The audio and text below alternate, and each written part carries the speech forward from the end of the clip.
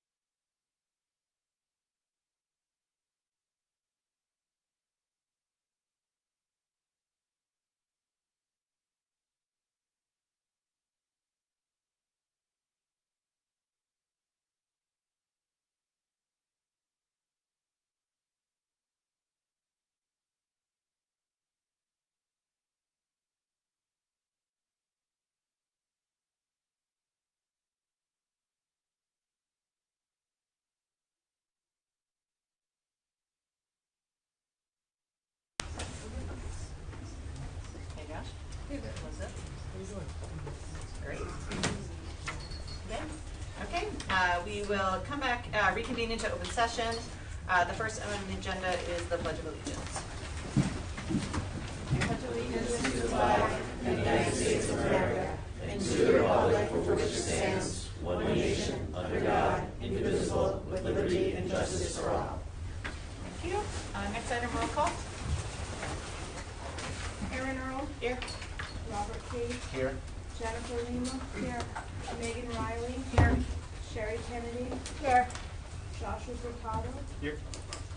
Bobby Bush. Graduated. Done. We'll be getting a new student representative. We'll have someone for the next meeting. Wonderful. Calendar, please. September 17th, DEI Advisory Committee, 5 p.m. Central Admin Conference Room. September 22nd, Policy Advisory Committee, 5 p.m. Central Admin Conference Room. September 29th, School Committee Office Hours, 5 p.m. Central Admin Conference Room. September 30th, NKSC Regular Business Meeting, 7 p.m. Central Admin Conference Room. Thank you. Citizens' comments?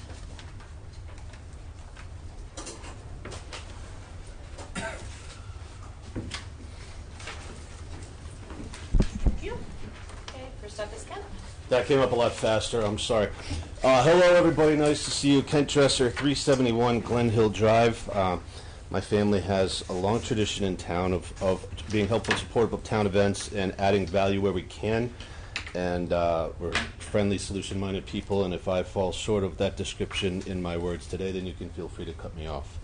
I'm here to discuss the fact that although I understand it's a sticky situation, North Kingstown's broken with decades of safe and fair practice in how you're transporting our Catholic school children. You've put my children in danger, and in doing so you've ignored state law, you've ignored your own policies, and you've ignored your own equity promises. First, let's talk about tradition and expectation. For decades, North Kingstown buses transported Catholic regional school students directly to their homes or close to it. It's worth noting that I've shared that load with you by driving them to school every day. You've created a common law expectation of fairness and safety in Catholic school busing in this town, and you've ended that practice. You did so unilaterally without hearings and without appropriate stakeholder input and without transparency. This matters to my family, not just because we go to Catholic school, but because we are Catholic people. My family is deeply immersed in the Catholic intellectual tradition. My wife and I are practicing Catholics. We're raising our children in the Catholic faith. I was educated at Bishop Hendricken High School. I have a dual master's degree in philosophy and business from the University of Mary. UMary is one of only 20 universities nationwide recognizing the Cardinal Newman Guide for its strong Catholic identity. I'm now a doctoral candidate there where I'm publishing works on virtuous leadership in high-risk environments. The Catholic intellectual tradition has guided families like mine for 2,000 years, centuries longer than this town has existed. North Kingstown has no Catholic schools. Catholic families look to regional schools like Monsignor Clark and the Proud School. These are not parochial schools. These are regional institutions chartered precisely to serve multiple towns. By the nature of this status, there's a common law expectation of cooperation among towns. Particularly in transportation, families should not be penalized for following the only path available for a Catholic education.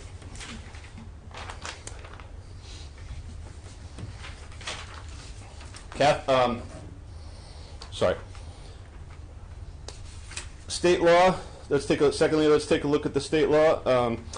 Rhode Island general laws we'll be talking about. 1621-1 is suitable transportation for all students, public and private. Depot drops are a remote area. Ours is behind a turf farm. It's 2.5 miles past our house down Slocum Road. I wouldn't recommend any adult in this room walk down Slocum Road at 3 o'clock in the afternoon, but you expect my 9-year-old to walk down Slocum Road in the afternoon. Joseph Chavez versus School Committee, Town of Middletown. Rhode Island Supreme Court made it clear that suitable transportation means to and from school, not part way. It requires bus monitors on all K-5 routes. Catholic elementary kids are left unsupervised at depots with high schoolers and strange grown-ups. 1621 1-2 obligates to provide transportation to regional non-public schools. Monsignor Clark and Prout qualify, and it allows variances if local buses are safer or more effective. And North Kingstown has not sought this variant. Instead, you've left my children in an unsafe situation, and you expect me to pick up the ball and carry it from there. Your own transportation policy, EEA, and I'm sorry, I don't know what EEA means. You're breaking it. Its purpose is to provide safety, accessibility, and efficiency for all students. Depot drops fail all three of those goals. It requires 5 days written notice before major route changes. I got notification 2 days before school started. It requires stops to be chosen with safety in mind, considering visibility, accessibility, and proximity to traffic. Depot spots it. Empty parking lots behind turf farms falls well short of that standard. Unfortunately, as a Catholic, I don't really like to play the equity card, but it really needs to be played here because we're being treated unfairly.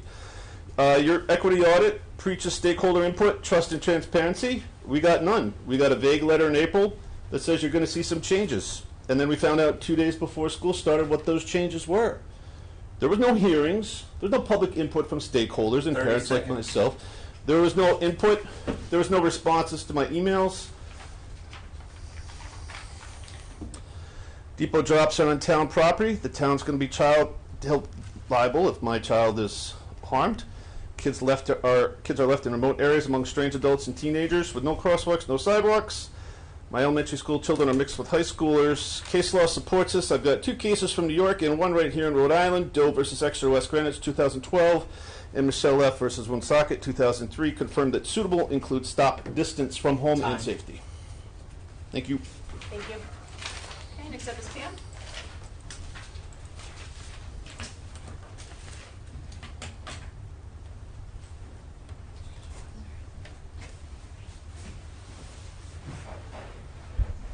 Pam Panero, 710 Slocum Road.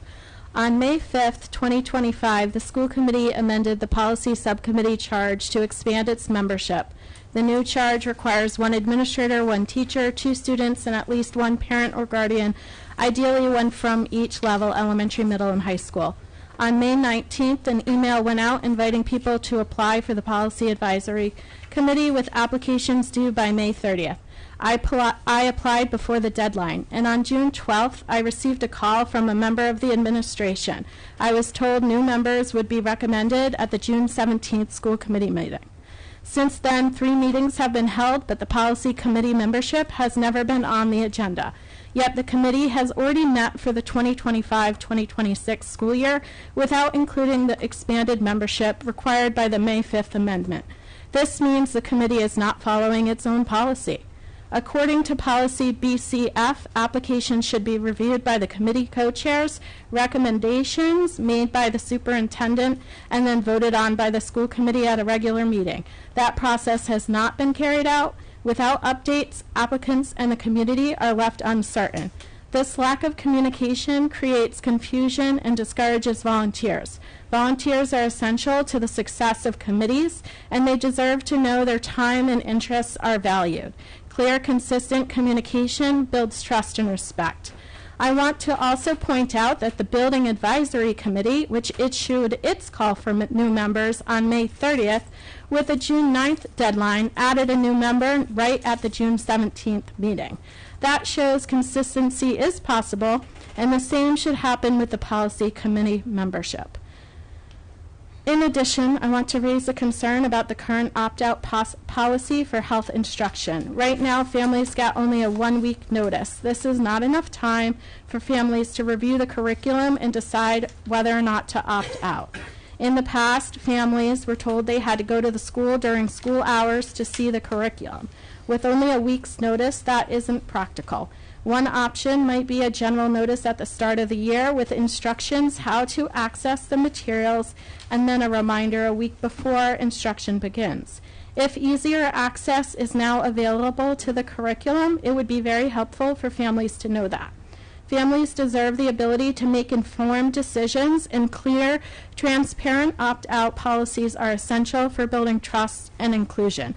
I hope this will be discussed in the upcoming policy conversations so that both curriculum goals and family needs are balanced. Finally, I want to give my support for the proposed raise for bus monitors. My mother is a bus monitor, and I know how hard they work every day to keep students safe. This raise is long overdue, and I urge you to support it. Thank you. Thank you. Okay, Lee.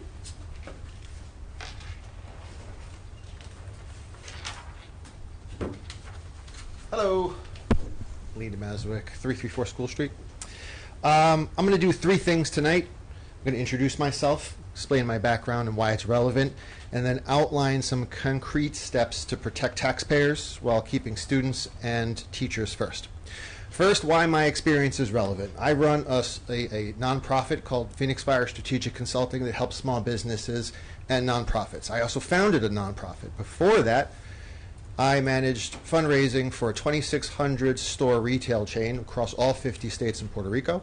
And before that, I ran large box retail stores. I understand capital projects, budgets, timelines, and project management. I live here in North Kingstown. My son is now back in NK schools, and his teachers are fantastic. We love our neighbors, Mr. David and Miss Mary Jane, and they love my son more than maybe I do. My ultimate duty is to my community, my neighbors, and my family. And 2 years ago, I stood here and I talked about my support for the bond in the schools, but I also said that if I was concerned, I would speak out about that, and I am more concerned now than I was then. And here's why. First, transparency. Apparently, the construction manager cost approaching up to $1.8 million is not part of the full proposal. It's sort of segmented out. Key parts of this project, really the whole proposal, wasn't delivered to this committee or the building subcommittee until 4 p.m. yesterday. 1,000 pages of detailed line item estimates wasn't presented at all because it was determined by them to be too much. That's not their choice. That's your choice. Now, my son is going to learn from wonderful teachers in a schoolroom without four walls. And I feel like last year when we were promised these capital improvements, that we would be building a wonderful middle school and we would be taking care of our elementary school teachers and students with at least having four walls. So here's what I'm recommending. First, require full disclosure of all major materials at least 2 weeks and 1 day ahead of any important hearings or meetings. Second, set clear fees targets. 6 to 11% on fees is what they say in the budget. At no point did it hit 6% or below. Several points it hit 10% or above. The average is somewhere near 9.5%. What's the difference between 9.5% and 8.5%? The midline, $1 million. 900,000 plus. 10 teachers for a year. I'm calling for stricter oversight and project management of the people that we entrusted with this massive project. Their responsibility is to their businesses. I have a business, I understand that. Our responsibility is to our taxpayers, our students, and our children. Our teachers. I would rather, frankly, $950,000 go to teachers than consultants and fees. And I think that's pretty understandable. Fourth, we select a CM who is a relentless advocate for North Kingstown, independent, who will drive costs down, and be transparent about that process with you all in the building subcommittee. I feel like I forgot the third one, but I think you get the point. If we do those things, we'll reset the tone, we'll protect our voters, our students, our teachers, and again, be responsible for the things that we are responsible for and that you were elected for and that you were hired for to manage them. Thank you. Thank you. Next up is Mary.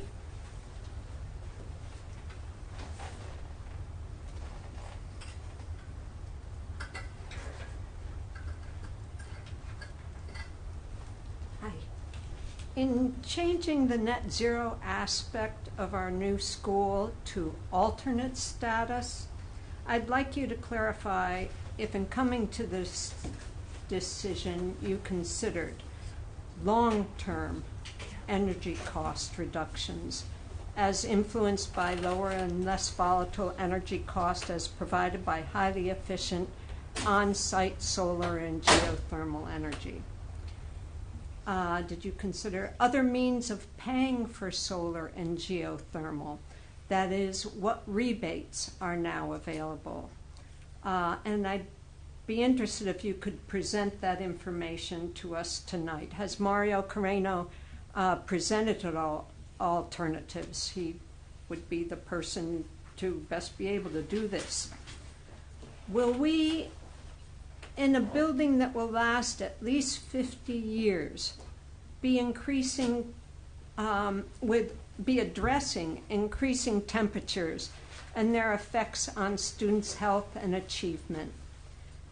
A lot of research is there now that finds reduced academic alertness and achievements, as well as increased health problems, such as asthma, as temperatures rise. Fourth, how can geothermal wells be put on an alternate status when their placement must be established early in the construction process? 5, will you continue to support the supporting actors in a net zero approach, such as daylighting, materials choice for insulative capabilities, or related to chemical release and indoor air quality? If you put net zero on an alternate list, can we rely on you to keep these other things that support the efficiency of that in action? Thank you. And I want to say that I was glad to hear Perkins Eastman talk about reorienting the school and being concerned about the number of windows and their placement. All of this relates to daylighting, reducing energy costs because you don't have to have all these lights on, using shading, and I'm glad to hear that, and I hope that these things are continued. I'd like to hear that they will be. Thank you. Thank you. That's all I have signed up today. Was there anyone else here for citizen comment? Okay, hearing none, we'll move on to the next agenda item. Thank you.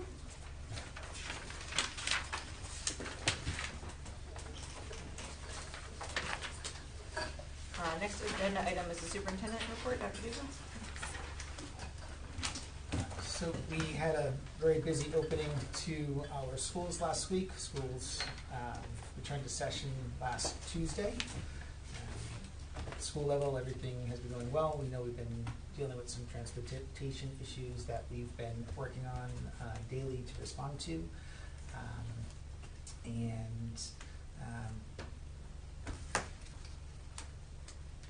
was going to say I haven't been able to really go into the schools as much because of all the things we have been working on. So I was hoping to be able to talk a little bit more about of what's happening in the schools, but we've been very busy with other things and helping transportation supervisor out with some of those issues and concerns as the school year is opening, and making sure that we're resolving those problems. At the high school, I just want to recognize the CTE business program. They received the Distinguished Academy designation from the National Academy Foundation. So we're very proud of that, and that's something to note for the CTE business program at the high school. Great. Thank you. Item 2.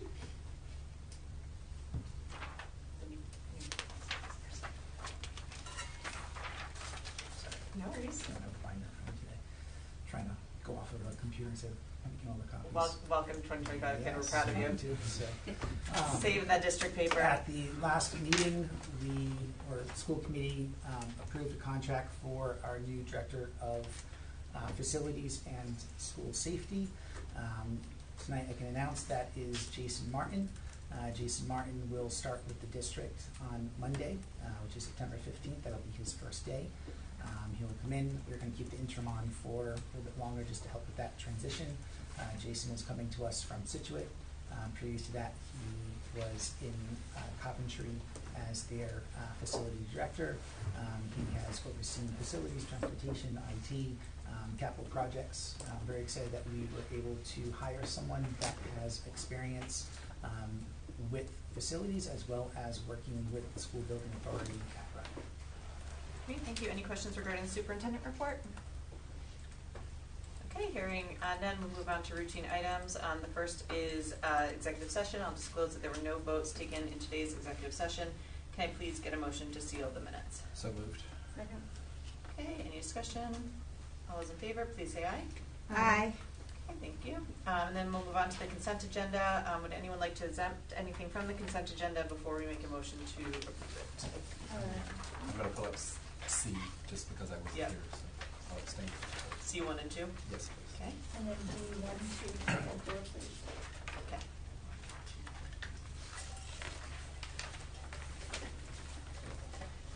Okay, anything else?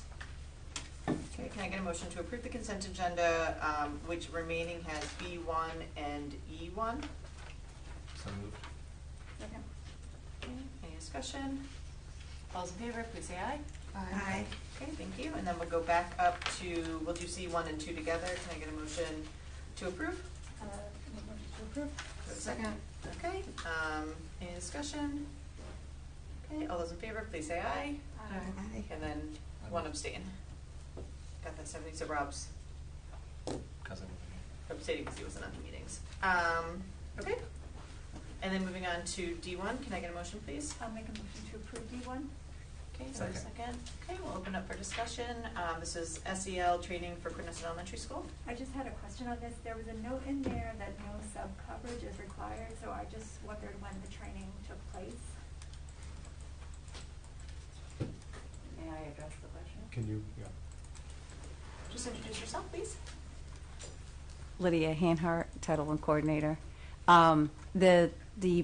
They'll participate in the training outside of school time. Okay. Yeah. And are they being compensated? No, they are not. They're not. Okay. All right. Thank you. Sorry, Lydia, I have another question for you. Is this going to be a one-time training so that the hope is going forward that the trainees then become the trainers in the schools? Or are we gonna have to keep sending groups of teachers? So it's a course. They'll get this boot camp, so it's more than one time. But it's not a train the trainer. But the hope is that as members of the school community, they'll share what they've learned in that capacity. And because we're using Title I funds, it has to stay within the Quinnesset school community. It wouldn't go outside to other parts of the school department. Okay, that's kind of what I meant, though, that the teachers or whoever is attending this session will, Yeah. or this course will come back and then be able They'll to share. disseminate the information. Yeah, they're not going to be doing official training, Right. but they'll share that what they've learned through involvement in the SEL team, through team conversations and other mechanisms throughout their work, collaborative work, and through staff meetings and so forth. Okay, thanks. Okay, thank you. Any Any other other questions questions? regarding this item? We do have a motion to approve. Hearing no other discussion, we'll call the question. All those in favor, please say aye. Aye. Okay, thank you. Moving on to item D2, can I please get a motion? I'll make a motion to discuss. Second. Okay, Stephanie, your choice. This is the bottle filling station installations. Questions from the committee? So the emergency fund application that was filled out said that we were replacing 46 for $176,000. This is for 42 for $173,000. And my first question was why the difference? I will need to find out, look into that. Okay.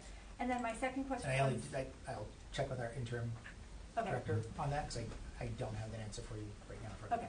And then my second question was, it looks like there was only one bid that was received, and the company that bid on it is a remediation company, which seemed an odd choice to do water bottle And construction.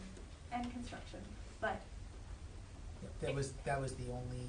It was the only bid that we received, yeah. on that one, okay, so. who had given us the quote for the $176,000? Like, where did that figure come from?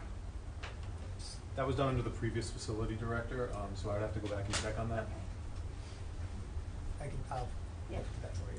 okay, Give you that answer. so, But it's the administration's opinion that this company, although the only bid and also does disaster restoration, is qualified to complete this based on like what I'm seeing in the rubric. It looks like you all felt like they were favorable in being able to complete that Based on what they project. submitted, Yeah. they met the requirements of the RFP. I do have questions/concerns though about the fact that it's different than what the emergency fund application was put forward for though. For the amount of water bottle funds, for the number of stations. The number. Yeah, I'll find out, see why there was that difference Okay. between the two numbers. Jen, can you just clarify for me what, I could go look it up, but I know you said it. The original one was what? The application that we put through said that we needed to replace 46, and the cost was expected to be around $176,000. This, we're saying, is 42 for $173,000. Do you want to know where the 4 went? I do. Yeah. Okay. I mean, the RFP did say 42 units, so I'd have to go back and look about where that change happened. Yeah. Because when we posted the RFP, it was 42 units.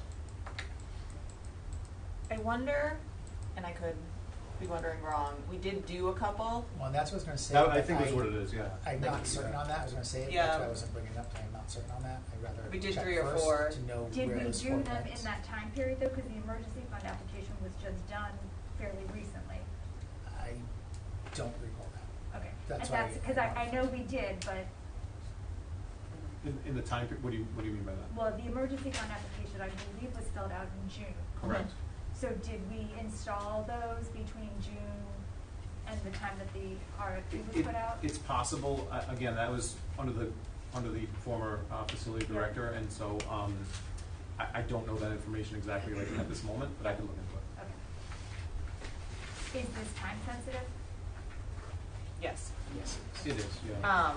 I totally understand your concern, Jen. I am comfortable approving this just because to get things moving, I do want the same answer as you, as like making sure that there's not 4 that are missing or Yeah. out there, but because it's 42 and it's a lesser number, like I'm comfortable approving this today to get those in and installed for students to be able to use and faculty and staff, but I do think we need the follow-up.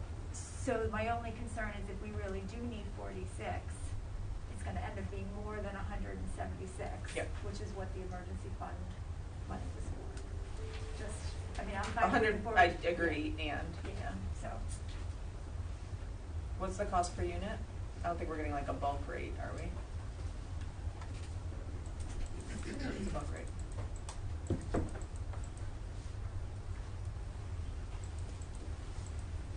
Other questions from the committee?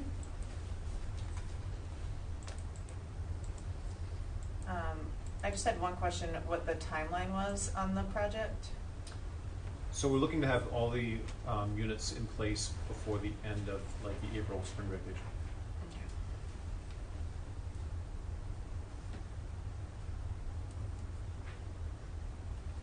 Other questions from the committee?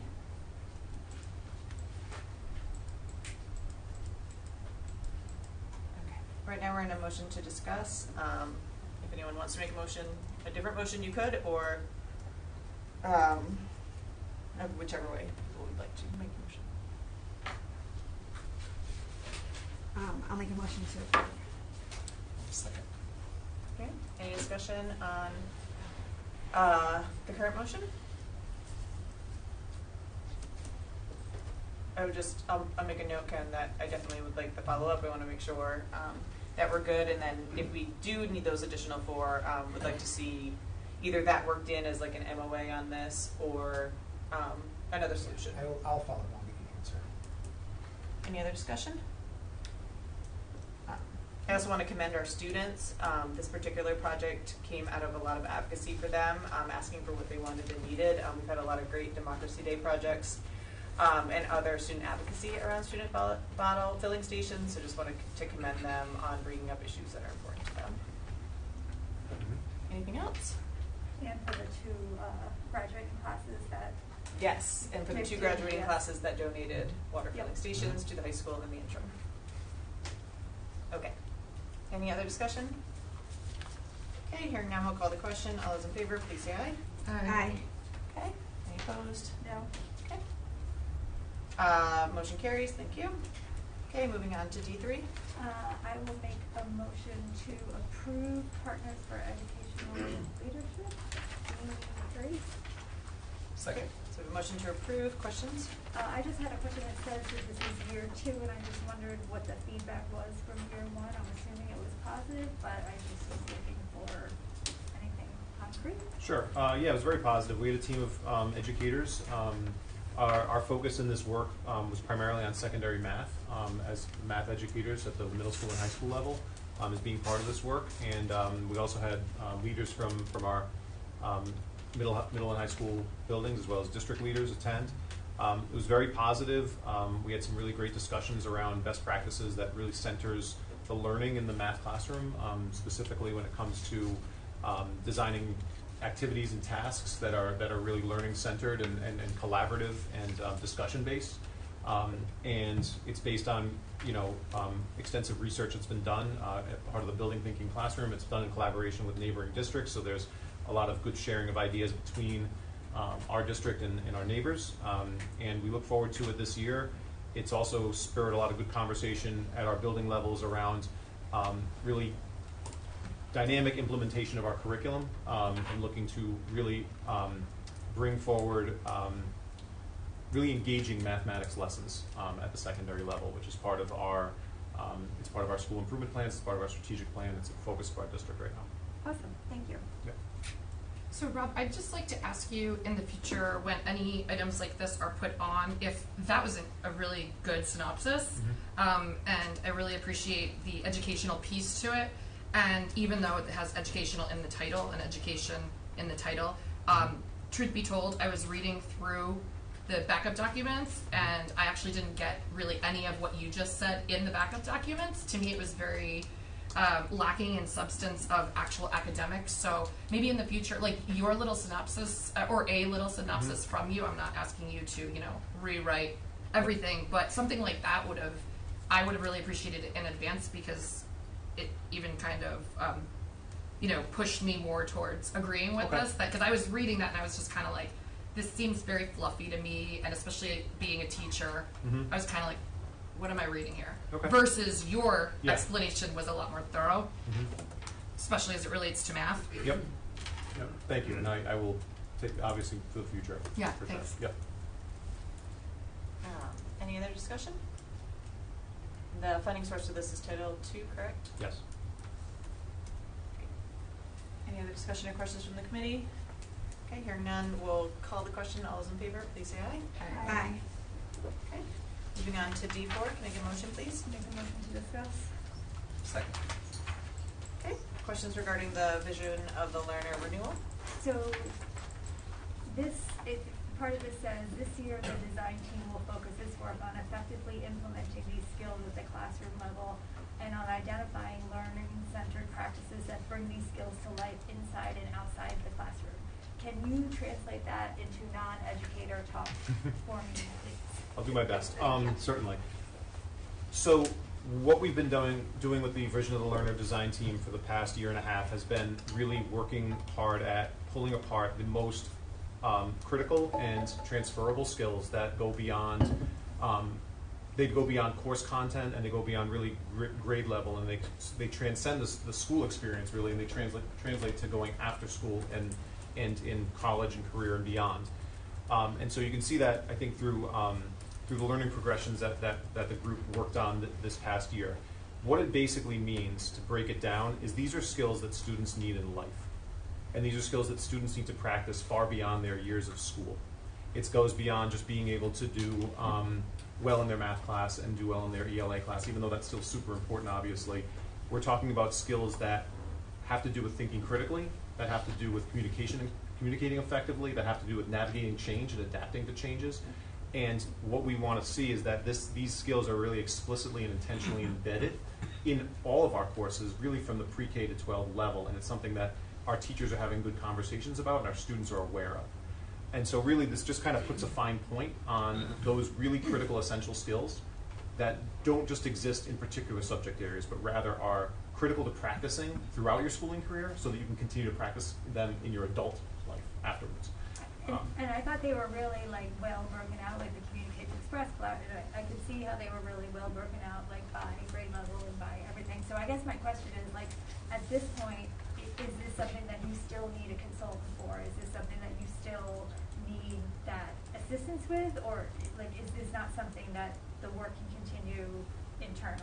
I personally, I believe the consultant is necessary for one more year. Okay. Because I feel like the consultancy has been really, really helpful in sort of keeping this work focused and on track, and I think that's really still needed where we are in terms of implementation, right? So when we're talking about how this takes root or how this really comes to life at the classroom level through things like performance assessments and through things like learning center, like learning activities and things like that, our consultant has been critical to that work, and I think we would really lose some momentum significantly if we didn't have it for one more year. What has the feedback been from the team that you have had working on this? About the consultant? Yeah. Extremely positive. Okay. Are there questions from the committee? Yeah, so I have some issues on this initiative. This initiative was supposed to be a one-year contract. We are now rolling into year 3, and regardless of the funding source, it doesn't matter because money can be applied elsewhere where I actually truly believe it probably would be better used. I am concerned with our consultant is traveling, is that correct? Yep. From California. I believe that that's obviously a heavy expense, and we're on year 3 now. I truly believe that this doesn't even really shouldn't be considered a sole source, because I believe that by this point you all should have the tools that you need. I know you said you don't believe you do, but I just really feel as if after, especially since it was only supposed to be a one-year contract. So that's a concern. And I just want to read this, if everybody will indulge me, the shift overview. This is on in the packet on page 2, so it is out there. Now that we have a high-quality draft of the NKSD vision of a graduate, we will shift into a new phase of work that will involve prototyping, piloting, and testing the draft. This will be led by the design team of admin, teachers, parents, and students who have taken on the role of lead listeners and learners of our process. Building upon the work of years 1 and 2, we will move in cycles of learning design with the NK community to embark on shift 2, making the, oh my God, I can't read, the vision of a learner. So in one place they call it vision of a graduate, another place vision of a learner, observable and measurable, and shift 3, making the vision of a learner our core curriculum. This will involve testing the learning progressions while refining the K-12 learning journey. Our work will be undergirded by the existing equity imperative within the district and by structures that help us to identify and work to dismantle how white supremacy culture may be showing up in our design. And I also the reason I mention that and all of this is because right before I came, I happened to open up and read an article that just popped up online. U.S. high school students lose ground in math and reading, continuing years-long decline. Quote, scores for our lowest performing students are at historic lows, and they are not attributing that to COVID, although COVID was part of it.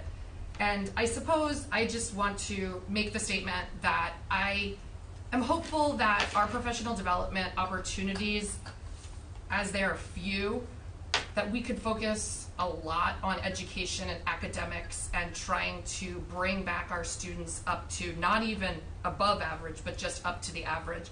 And I just feel as if consultant after consultant after consultant and all of these initiatives around other things besides academics and learning sometimes tend to take over. And as someone who highly values education for all of our students at all different levels, I think that, and I did ask for it, although it was very late in the game, I did ask for a list of the professional development opportunities available this year, because again, I know we don't have many. I would just like to see how balanced we are with actual academics versus basically anything outside of the academic scope.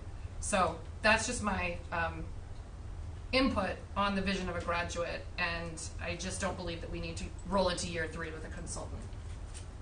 Other questions or comments from the committee?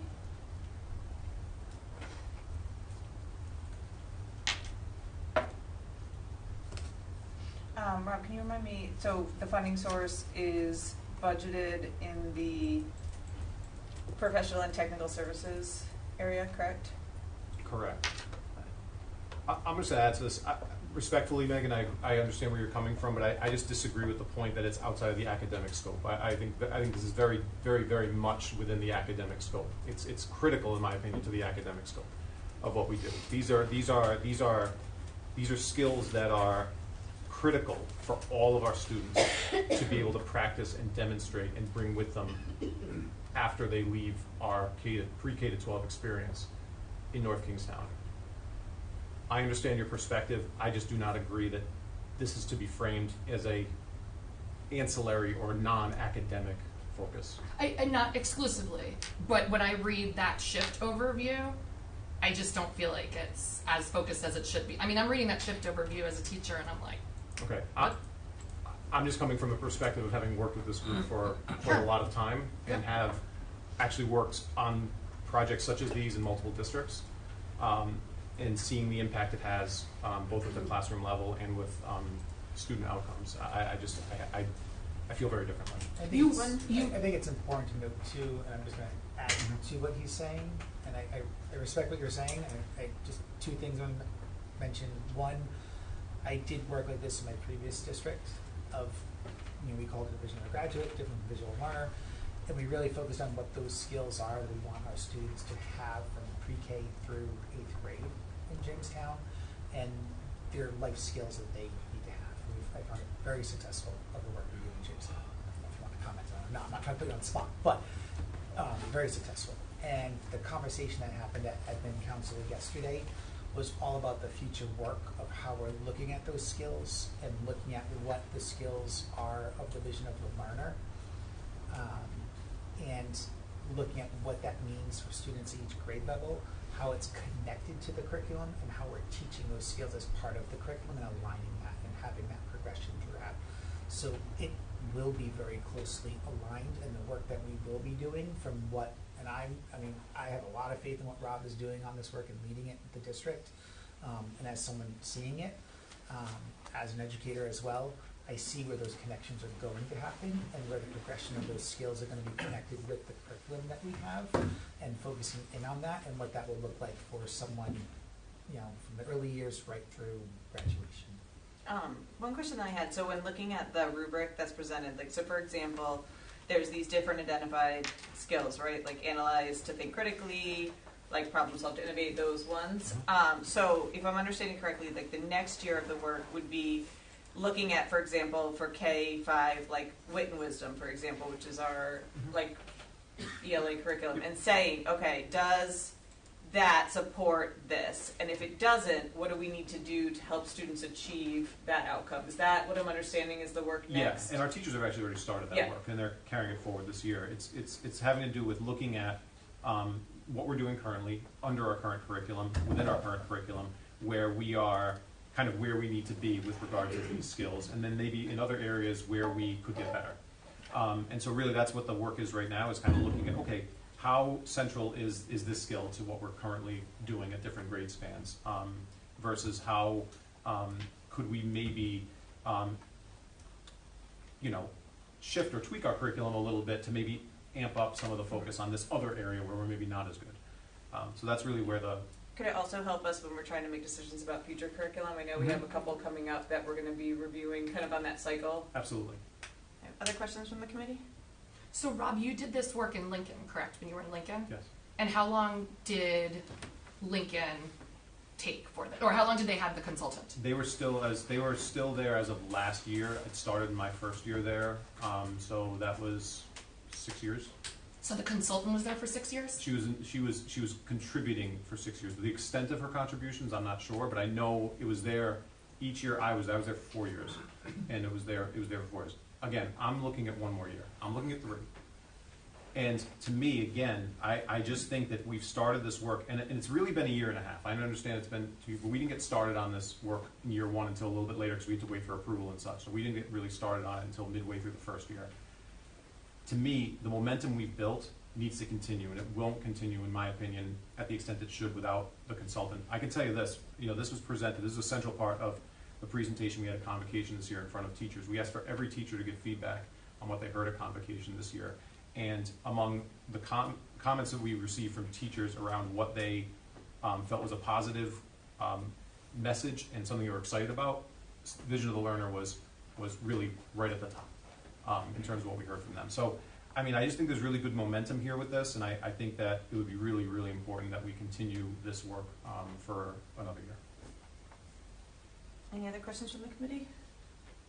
Oh, yes, I did have one more. How is this going to be measured in terms of data, in terms of outcome of whether or not?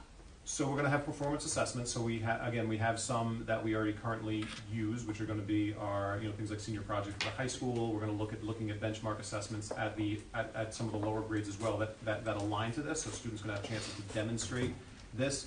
Again, these are really more of a performance assessment type of focus rather than like a traditional objective test type of focus. So we're looking at things like potentially student-led conferences or things like some sort of like student-led presentations of some sort. Senior project, this will be embedded into it with our seniors. But really it's going to be in that type of a form where it's student outcome based on their demonstration of learning pursuant to the skills. Okay. Any other questions from the committee? Okay, hearing none, I'll call the question. I believe we were in a motion to approve, correct? No, it was motion to discuss. I'll make a motion to approve. Just kidding. All right, so, yeah. All right, so we have a motion to approve from Ms. Lima, second from Ms. Kennedy. Any further discussion? One quick question, Rob. The timeline is a little, oh no, I guess it's still on track, because you had, so September, October would be kind of the kickoff, right? Correct. Perfect. I saw the admin August dates, but those were the admin retreats and things, so Yes. that makes sense. Okay, any other discussion? Okay, hearing none, we'll call the question. All those in favor, please say aye. Aye. Okay. Any opposed? Okay, so 4-1, motion carries. Okay. I'd like to make a motion that we move up a capital improvement bond project for the approval of Ride Stage 2 fourth addendum, the next item on the agenda. Second. Okay, so we have a motion to move New business 8.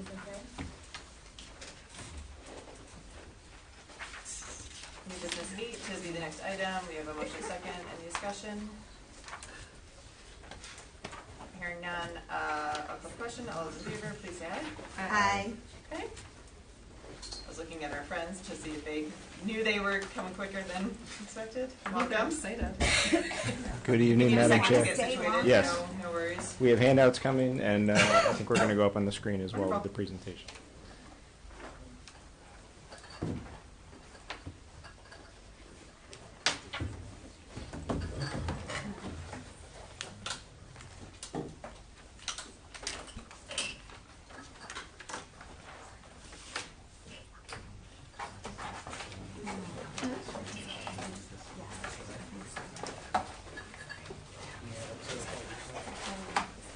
Yeah, why don't we take a quick 5-minute recess? Can I get a motion for a recess? Second. Okay.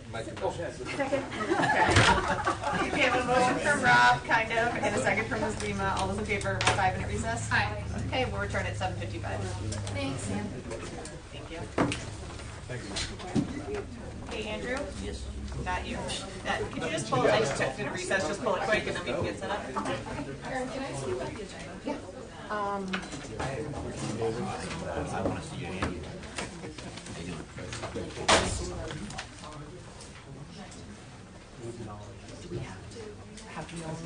Yeah, I personally would have gone through.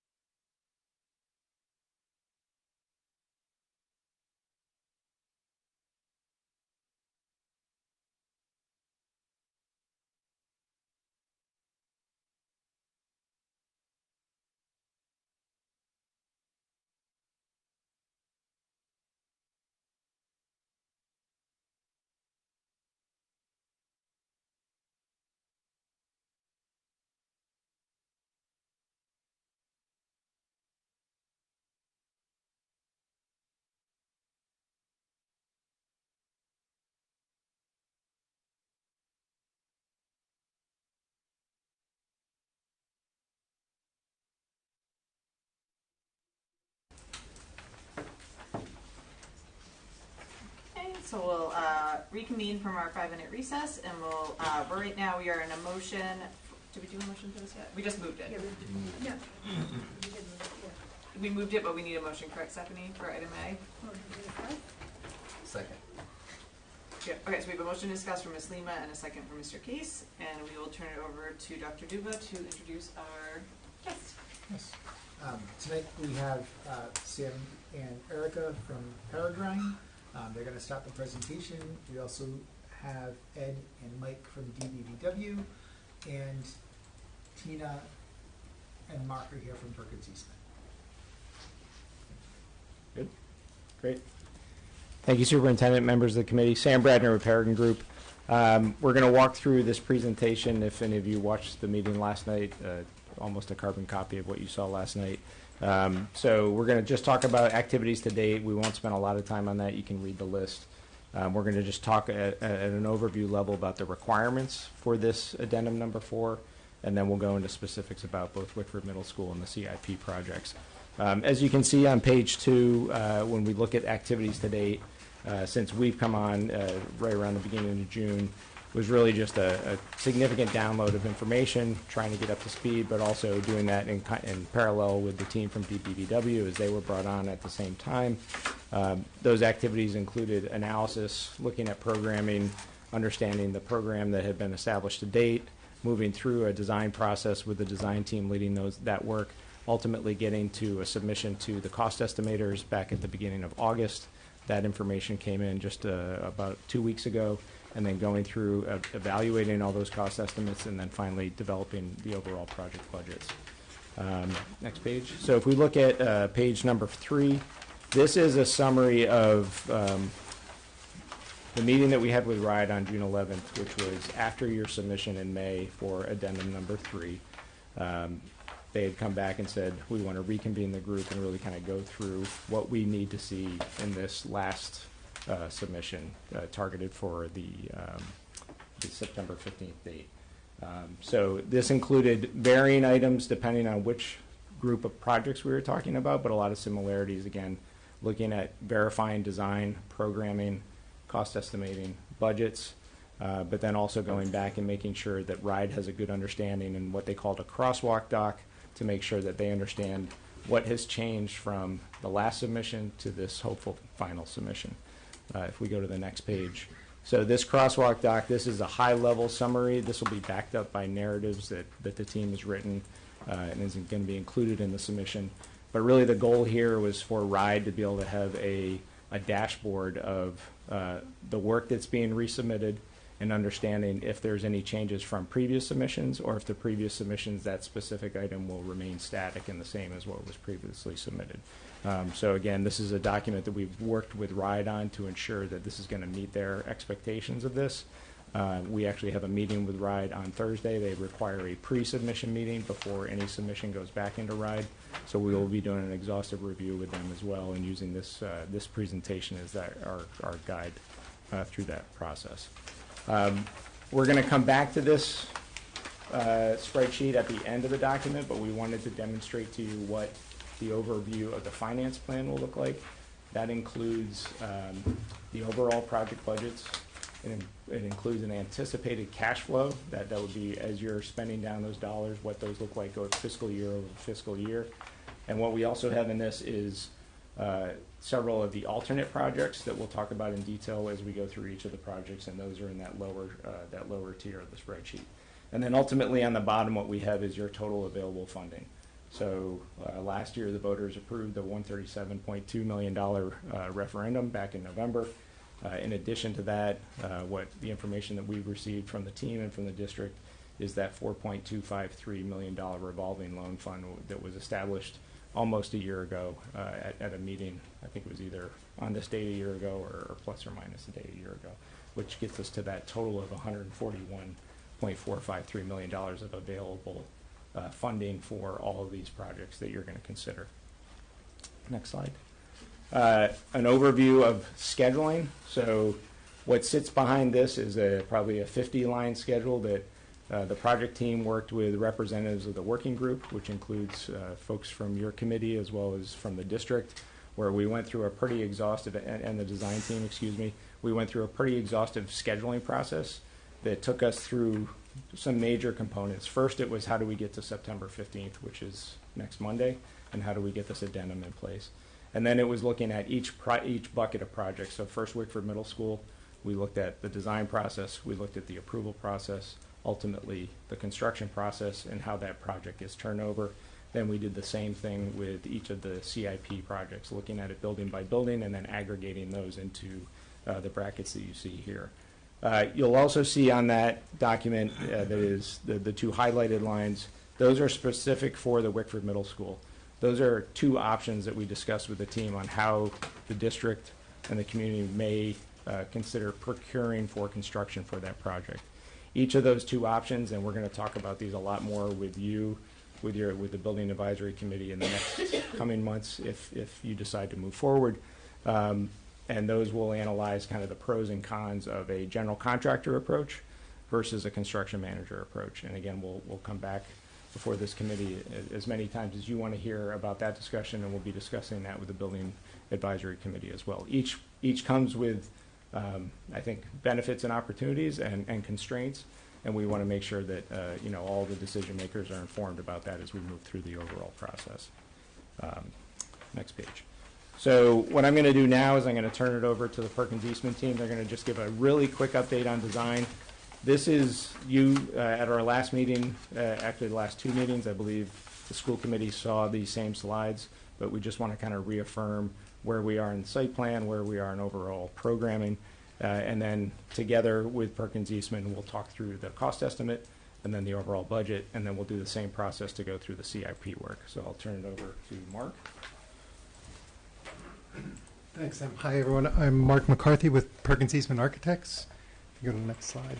So as Sam said, these are all the drawings, I think, that have been presented to this committee before. This is the site plan. These are the drawings that were given to our cost estimator. So this is what that cost estimate was based on: the school, the fields, parking, bus and car loop, etc. We're happy to talk about it if there's any questions. These are the floor plans. As you all recall, we had gone to a 3-story classroom bar option and had done over the summer a little bit more program refinement, but these have all been shown before and there's no changes to that. And just a snapshot of where we are on the CHIPS, which is the high performance school criteria that we're required to meet. We're currently, I think we're at 179. We need to be at 180. There's 179 is just the yeses. We have a lot of points in the maybes, so we're pretty comfortable as far as where we are in our CHIPS requirements. And then, as Sam said, this is just a snapshot of the cost estimate with the highlighted of where we are. The 59.4 million is construction costs, so before soft costs, before the escalation, before some of the other things in the ride estimate sheet, which carries some things below the line. But that's just the straight construction cost is 59.4 million. And then, as Sam talked about, we are carrying alternates.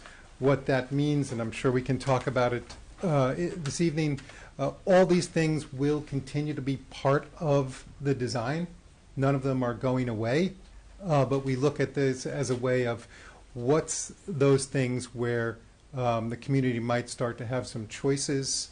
And we've chunked that a little bit, although each one of these to some extent stands on their own. So I'll just go through that quickly. One of them is procurement, which probably have heard several times about the cost of a construction management at risk versus going with the straight GC or a general contractor approach. There is, historically there's a bit of a cost increase, but there's a lot of things that I think we also think brings value with that. Happy to discuss that. The project labor agreement, again, that's something that most school projects of this size would have a PLA, but it does come with a slight, historically a slight increase in costs. So we felt like that was something we could put in the alternate list and can discuss. The site, we have a number of items on the site. Those are the fields, the multipurpose field. I'm trying to read over. The softball field. The softball field, if you recall, is not a complete redo, but an improvement because we're keeping it where it is, but it'll probably be affected during the construction, and we'll want to reinstate that. The multipurpose field, the baseball field, which is currently where the current Wickford Middle School stands. Outdoor learning classroom, which was an additional feature to the north of the building. And we're also carrying as an alternate an additional 25 parking spaces that would bring it up to 100. We feel that 75 is a number that would work well for the school, but we have had discussions about desire to have more than that for events, so we carried that as an alternate. The net zero energy is also an alternate, particularly the geothermal, which is a kind of takes place underneath the parking lot is where we currently have that designed. We're carrying that as an alternate, as well as the photovoltaics. So the building, we're required in any case by CHIPS and by RIDE to have the building PV ready. So the structure for the building, the conduits, the mechanical space for that system will be in the building. The ultimate choice of purchasing the photovoltaics is something we're carrying as an alternate. There's a lot of paths towards getting PVs on the roof, whether that's leasing options, other kind of purchasing agreements. So we put that into the alternates. We have building infrastructure as an alternate. So there's a couple of items. One is rooftop screening. So that's really not a necessity. It's not a technical need. Sometimes we'll have screening if we think the equipment will be seen by neighbors or by along the street. We don't think that's really going to be the case given the design we have and where we're locating the rooftop equipment. So we felt that was a good alternate to carry. And the other one was brick instead of metal panels. To be honest, what we're currently carrying is more or less all brick facade, brick and glass. We did at some point earlier in the drawings, we had looked at metal panel as some accents on the building. We were actually had some hope that metal panel was actually a little bit cheaper than brick. It turns out not to be that case. So we have that in as an alternate, but I feel pretty confident about it being an all brick building. And then there's a couple of things that are building infrastructure. These we're carrying as alternates, although I think that's something that we'll, as we develop the design, we'll know better about the need for lightning protection as well as a generator. Generator is not necessarily required. A lot of districts would like to see a generator so that we can not necessarily make the school an official shelter, but that the building can be up and running in a case of emergency.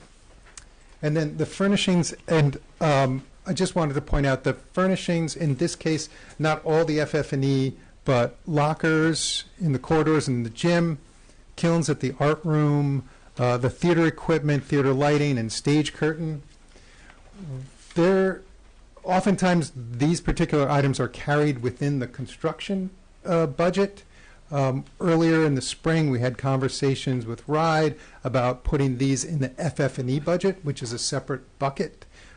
So right now, we're carrying them in the FF&E, not in the base building. So they're not out of the project. It's just really where we're accounting for that. And that's something we can continue to monitor as we get further along in the design. And we also will go through value engineering or value management. That's something that will continue, obviously, as we go forward with the project. Right now, we've identified a couple of items that we think are a good value engineering possibilities. One would be to go with polished concrete at select areas in the building. We've done that a lot. It's a very nice, very durable surface, and does represent some cost savings, as well as concrete at the stairs. Looking at a regular deck at the gym rather than acoustic deck. Again, it's sort of a nice to have, not a necessity. So we felt like that was something we could put on the list for value engineering, as well as front canopy, which we had, which would extend the covered area from the entry. So we would have a canopy at the entry, which is required, but not necessarily extend it along the building. So that represented a couple $100,000 in savings. We will continue to look at that. Honestly, it gets more difficult for us to take value engineering items at this stage, simply because we'd have to get in and really redraw and re-estimate to get a sense of where that's going. And that's something we're not comfortable doing without having more information. Did you on purpose skip the bottom part? Oh, no, I didn't. Sorry. The targeted future, that part, is there anything? Yeah, well, that's what I mean. I mean, we think there is value there. Oh, okay. We just need to go in. We can't just go in and kind of, those aren't line items. Mm-hmm. So it's, Understood. you have to take one thing out, you have to put something back in. But I will say that, we have a sense that right now the structural as a percentage is quite high. So we think there's some value to look at alternate methods for the structural components. All right, thank you. Yeah. Do you want to jump in on this? Yeah, thanks. And just for a quick kind of look back at the estimating process. So this is one of probably 4 estimates that will be done on the project. So right now, this is the submission to RIDE, which is really an application for funding. So you go in with these initial concept schematic level plans. We provide this initial estimate. We provide the overall budgets, and I'll talk through that in a minute. We will do that again at full schematic design, again at design development, and then another round somewhere in the middle of construction documentation.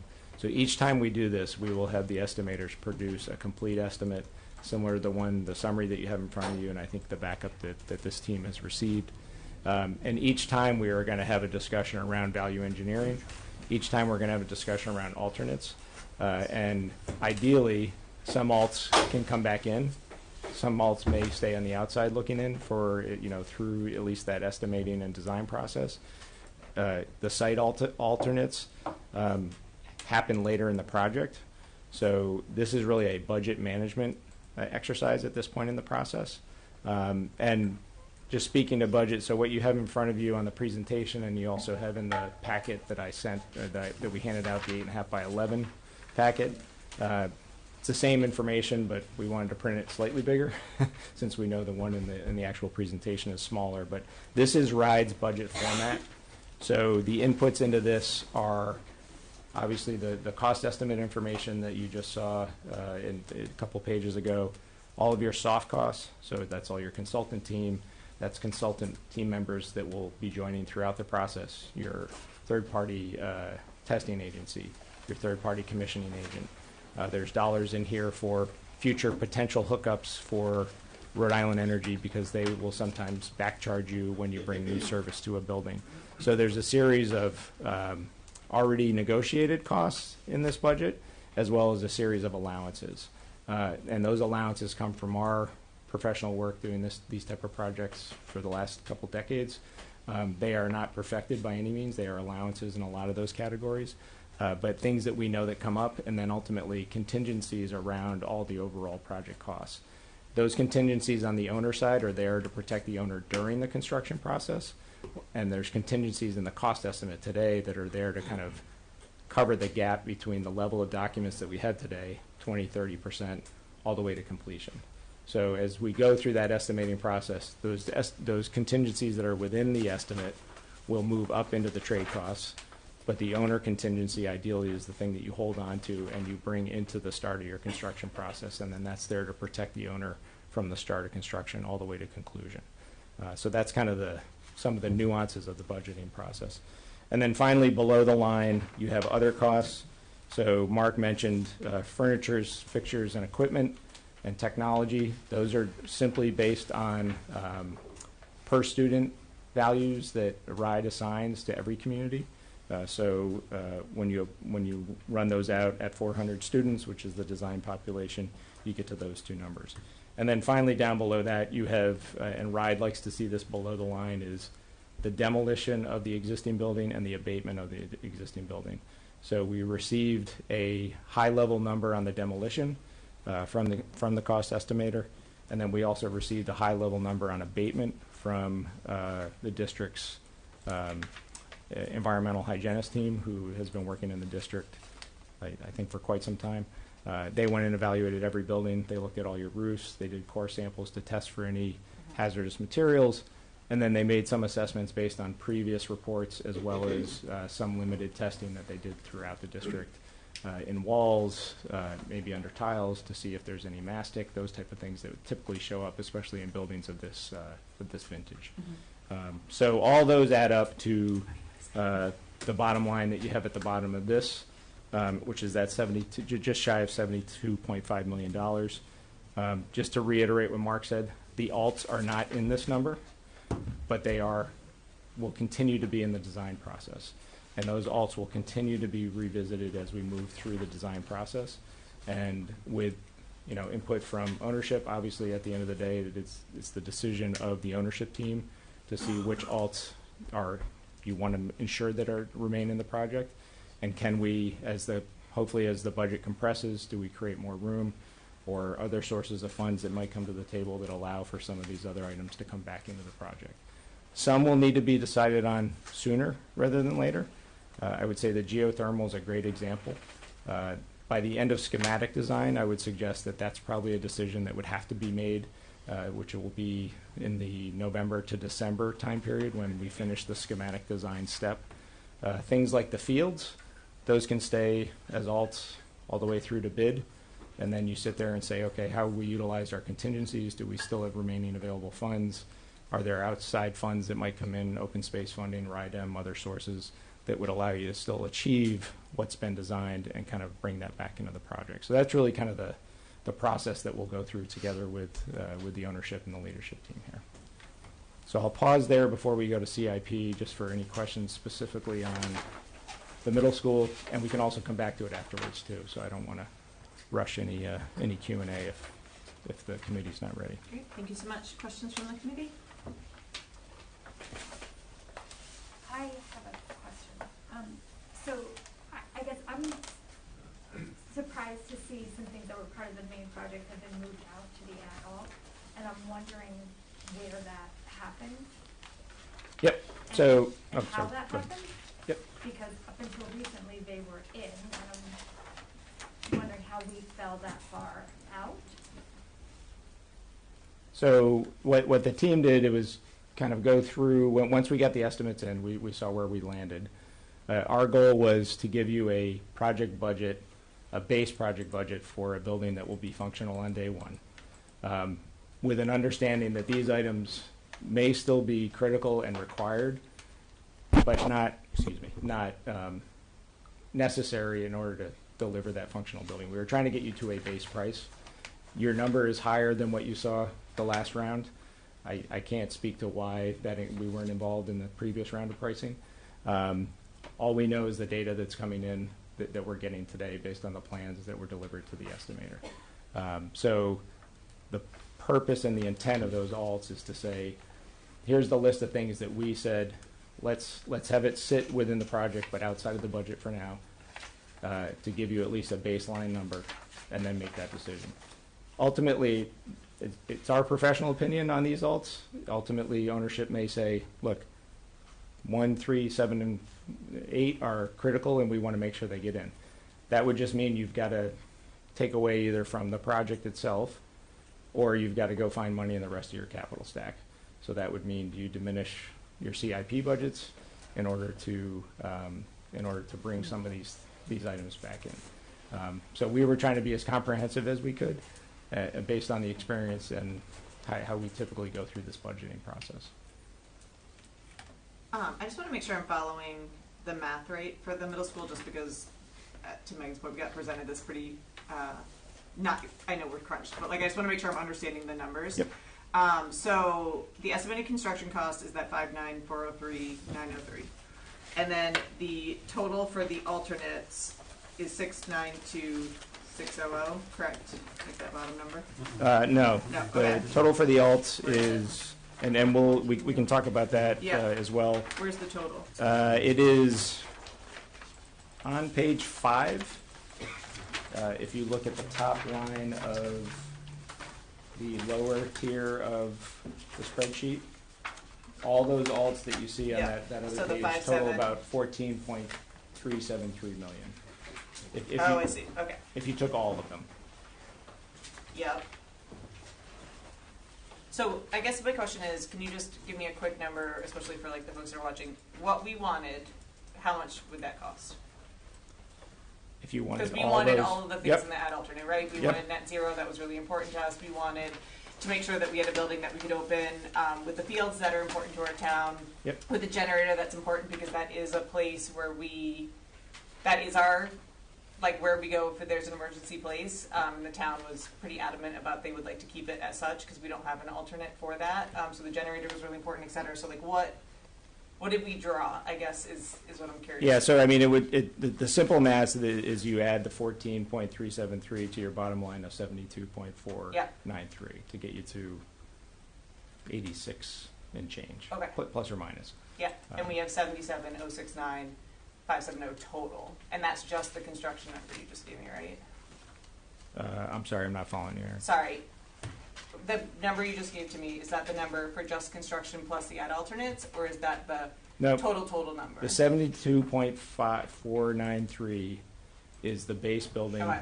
total project cost. Yep, On top of that, you would add any alternate that you want to take, and it Yep. would increase by that value. yep. I guess what I'm asking is like, if I wanted all of them, how much? Yeah, so does that this gets you building up to that, I don't have the exact number, but let's call it 72 plus 14, so call it 86. Yeah, 86, 867, Yeah, 183. ish. And again, you'd have soft costs that would go up if you, some of those things that would go up, contingencies would go up. So there is a kind Yeah. of scaling factor that would happen. And we with only that. have 77 million budgeted for the entire middle school project right now. Yeah, so and I think that's a discussion really for the committee and the building advisory committee to say, what is your cap? If you decided that you were going to do, That is our cap. if Okay. 77 was your number, then you would take 5 million out of plus or minus out of your CIP budget in order to be able to accomplish those. So you would diminish Yeah. your CIP by that much. Yeah. If you look at the bottom Or line, reduce this project, right? it'd be hard to find that in this project. You'd have to do significant square footage reduction in Yeah. order to get that down. Certainly, we will continue to work on that value engineering, and the 212 that we showed there is just scratching the surface as far as value VE. Yeah, We would be working on striving for 7-figure VE. yeah, Not all of it happens, and again, it's an evolving process as you go through that estimating process. But you would either have to find it in the project, which I think would be hard to find all that, or you would have to say, all right, our bottom line is the 141 and change. What do we want to squeeze down on the other projects in order to allow the middle school to have more? yeah. Which is not in my opinion, the desire of the committee. Yeah, which we Or were was trying to. not the desire of the committee, I Yeah. guess is what I would say. We were trying to strike a balance Yeah. between ensuring that we met what we believe the intent is for the CIP work, Mhm. and obviously there's different opinions on that, and then also getting a building that we believe is functional, Mhm. but knowing that some of those things on the alt list probably need to be in there. Generator's a great example.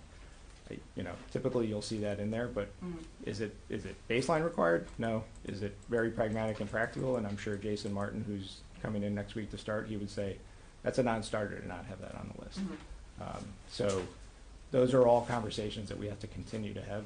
RIDE is only going to approve based on their formula. So Mhm. regardless of whether your building is 72 million, 77 million, 80 million, they're going to approve probably somewhere in the probably in the 48 to $50 million, because they just do a straight extrapolation.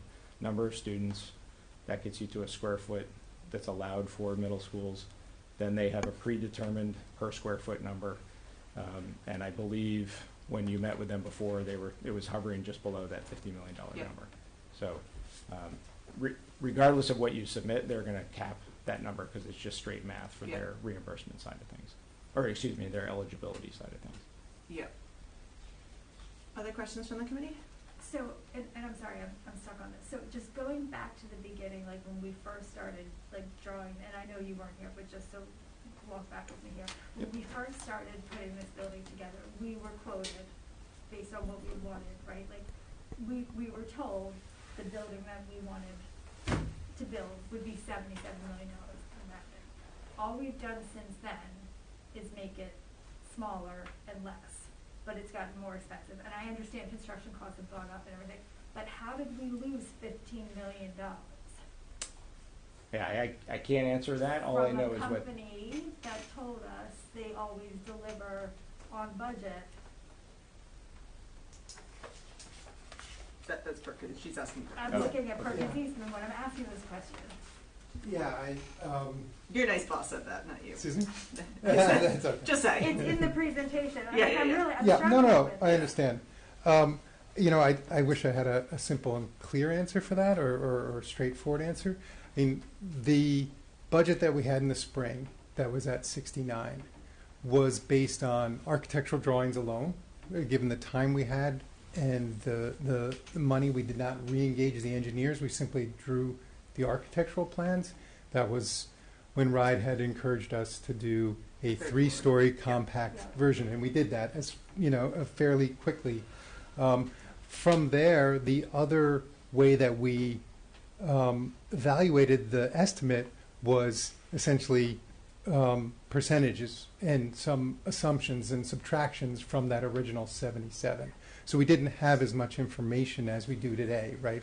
What we've submitted today, we've shown you only the architectural part. There's a lot more engineering information, a lot more site development that we didn't have in the spring. It's not a great answer, right, in terms of why, but I would say that there's a lot more information that's gone into the estimate today than what we had in the spring. Yeah. Other questions from the committee?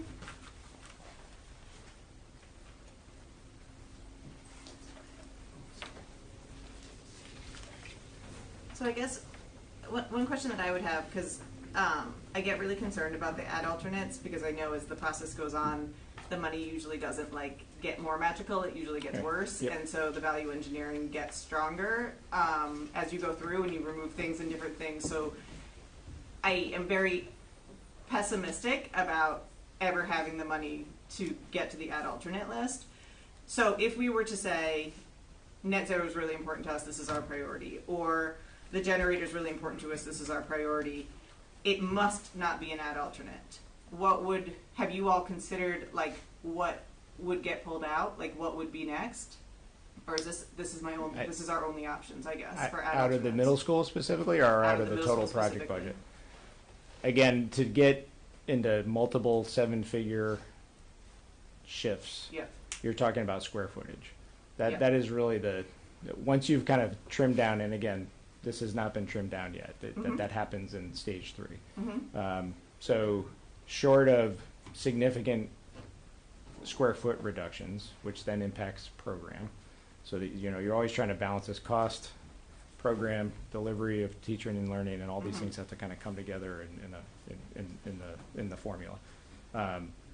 So it depends on the order of magnitude of the alts that if the committee said, look, these 3 are have to be in. I think you could continue to kind of target some things on the middle school budget specifically, but I think you'd also have to probably dip into the remaining available funds that are currently, at least as we presented it, allocated to the CIP work, and find it there as well. You're not going to find it all in the middle Most school certainly not. specific. Yeah. All right. Just Other to be questions from the completely committee? transparent about. No, kind of how yeah, that would look. that's my assumption. We're never going to get to this list. Yeah. So this list is gone, and probably some other stuff will come out, and we are not even close to where we were told we could be in the spring by Perkins I mean, in and this we design. cannot have a school without a field. I mean, that's just. You can. We did it with the high school, and then we dealt with it for years after that because we didn't have the money to put in any of those fields. So 20 years later, we're still building fields. You can. Yeah. It's just not ideal. It's just not. Yeah, I mean, and the other thing, and this goes to what we talked about with the walls, a big part of what we sold this school on was the net zero, and now we're saying, we can't afford to do it.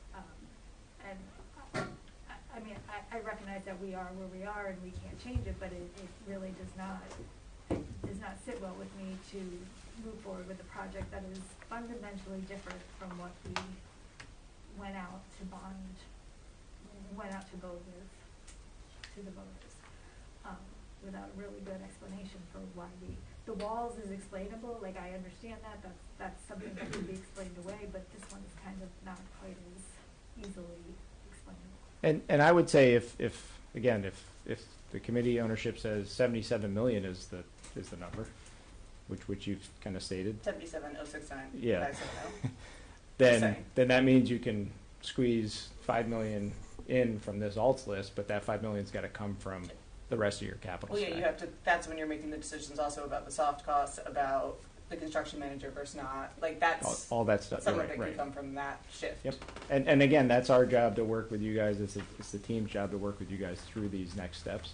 It's hard because stage 2, there's so much investment in the process, but it's just the beginning, right? Mhm. Stage 3 is much more in depth, much more detailed. This is that funding application. It's to get your eligibility confirmed by RIDE. Then it's hard to believe it. Then the hard work starts about managing around all those different variables, right? All Understanding. your trees and all your. Yeah. Which things on this list do you say are musts? And then the team says, okay, now we've got to kind of continue to work on that. Can we accomplish some of them in the building or in the building project budget? Yes. I don't know which ones because that value has to be constantly looked at. And then it's okay if these other ones are still on the outside looking in. How does ownership want to kind of make those decisions about fields, about generator, about some of these other key elements? Plus, as we go through stage 3, that's where design's going to change too. Correct. Yep. And that's going to happen, and that's where we can work with the architects in trying to reduce some of the costs. I mean, your building right now is pretty close to matching RIDE's allowable square footage. So I think the allowable square footage is around 76,000. I think we're around. I think we're maybe 1,500 square feet. Yeah, 1,500. But we're also going to look at some justifications to see if we can get that increase. So at least from their allowable square footage, we are pretty close. That does not mean that you can't look at opportunities to reduce square foot. Because remember, every square foot is $700 to $800.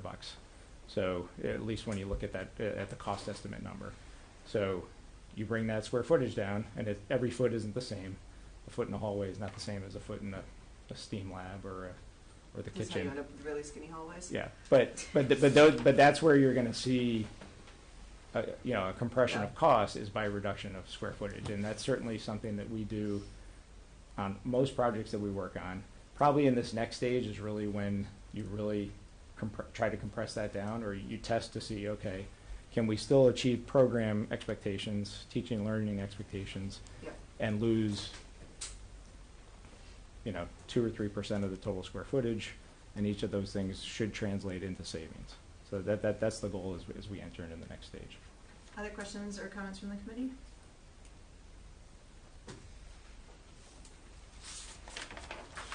Okay, here now we'll move on to the rest of the presentation. Thank you. All right, so I'm going to turn it over to the DBVW team, and they're going to walk us through a very similar kind of cadence on the CIP work. And then we'll conclude just kind of re-looking at that budget sheet that's also repeated at the end of your document. Hello. Good evening, everybody. Ed Safune, DBVW Architects. Real briefly, we went through a very similar process with creating the documents, the narratives, to get this to the cost estimator, to understand the project that basically we presented last month. And very briefly, if you go to the next slide, Eric. The focus was the high school roof replacement, the elementary roof replacements and improvements, sort of the stabilization piece, and then the improvements at Davisville Middle. And those specifically took that laundry list of items and made 3 distinct projects. And the way we had this estimated was we're anticipating the high school roof will be done by a roofing subcontractor acting as the prime to maximize the bang for the buck with the necessary subcontractors. The elementary pieces were broken up into 4 schools in one summer and 4 in another by one general contractor. And then Davisville Middle is actually phased over 4 summers by another general contractor. Go to the next slide. We also went through a lengthy exercise to demonstrate compliance with CHIPS at all of the buildings. I'm not going to read you the numbers. And then we developed a cost estimate with the estimator. And if you remember, Davisville Middle, we sort of showed, and we'll show it in a few slides ahead, a master plan approach for parity, not only to take care of the things that were identified before, but to take care of some more educational enhancements to get better parity with the new Wickford building. And we had no idea what that number was going to be. That number came in extremely high, obviously, because of the extent of the building that we were showing. And in order to get back on budget, which our target was $55.1 million of hard construction, Davisville Middle, we needed to get scope reductions of a little over $15 million. And I'll show you how we got that. We literally just shifted work that was indiscriminately shown on the documents into two buckets, one for base bid and one for ad alternates. And we'll show you that in a moment. High school roof, again, top priority. This is the first one that's going to go out to bid. We did get that estimate. It's a little over $6.3 million for hard construction. We're hopeful that since this is the first one out, with the escalation that the estimator put into this, we'll be able to have more information as we go through the design in stage 3 and fine tune that number. But since this is the first one out, we'll know where we are relative to street cost. These are the budget worksheets associated with those. And then if you flip one more, I think if it's okay, I'll take care of the elementaries sort of all the same vein. The idea with the elementaries for stabilization was to deal with the roof replacements, the accessible site routes in and out of the building, painting, creating a new media center and secure entry vestibules, and then there were some building-specific items depending on where you were that were rolled into this. So that was sort of our focus. And that all came in with that total of, I think it was 23 and change. I'm going from memory here. For that whole project. For all 6 buildings. And if you flip forward to the Davisville, the middle school, I'm sorry.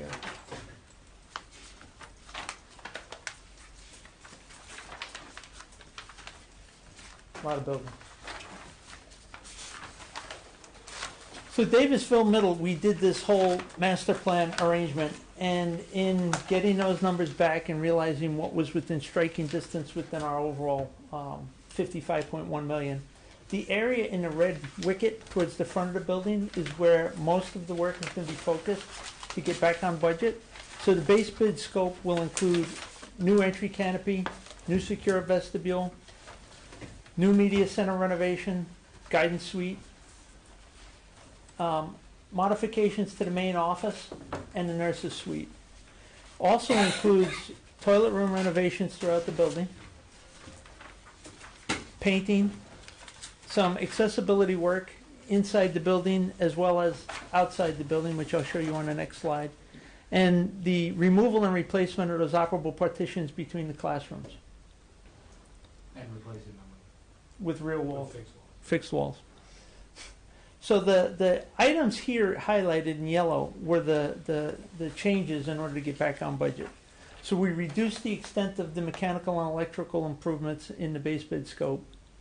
And we moved all of those physical changes in the classroom wings on the first and second floor and the steam corridor into the ad alternate bucket. We also moved the courtyard enhancements into that as well. And the idea is that, you know, we're trying to work within the budget that we had. But with the master plan in place, we have an approach where if funds become available as the projects get further developed, the idea would be to try and do more work at Davisville. Particularly, I think that first floor steam corridor coming in off the main entrance, being the focal point of the school, the first thing people see, I think you'd get a good reception with that, both from educational standpoint and a general public standpoint. Is that the second floor? Is that what you mean? Like It's the first like floor. when you first walk in? That whole corridor there, we're trying to plan for the new robotics lab in there next to the wood shop, the art labs, you know, trying to get that, moving the music spaces closer together. So you're moving the wood shop?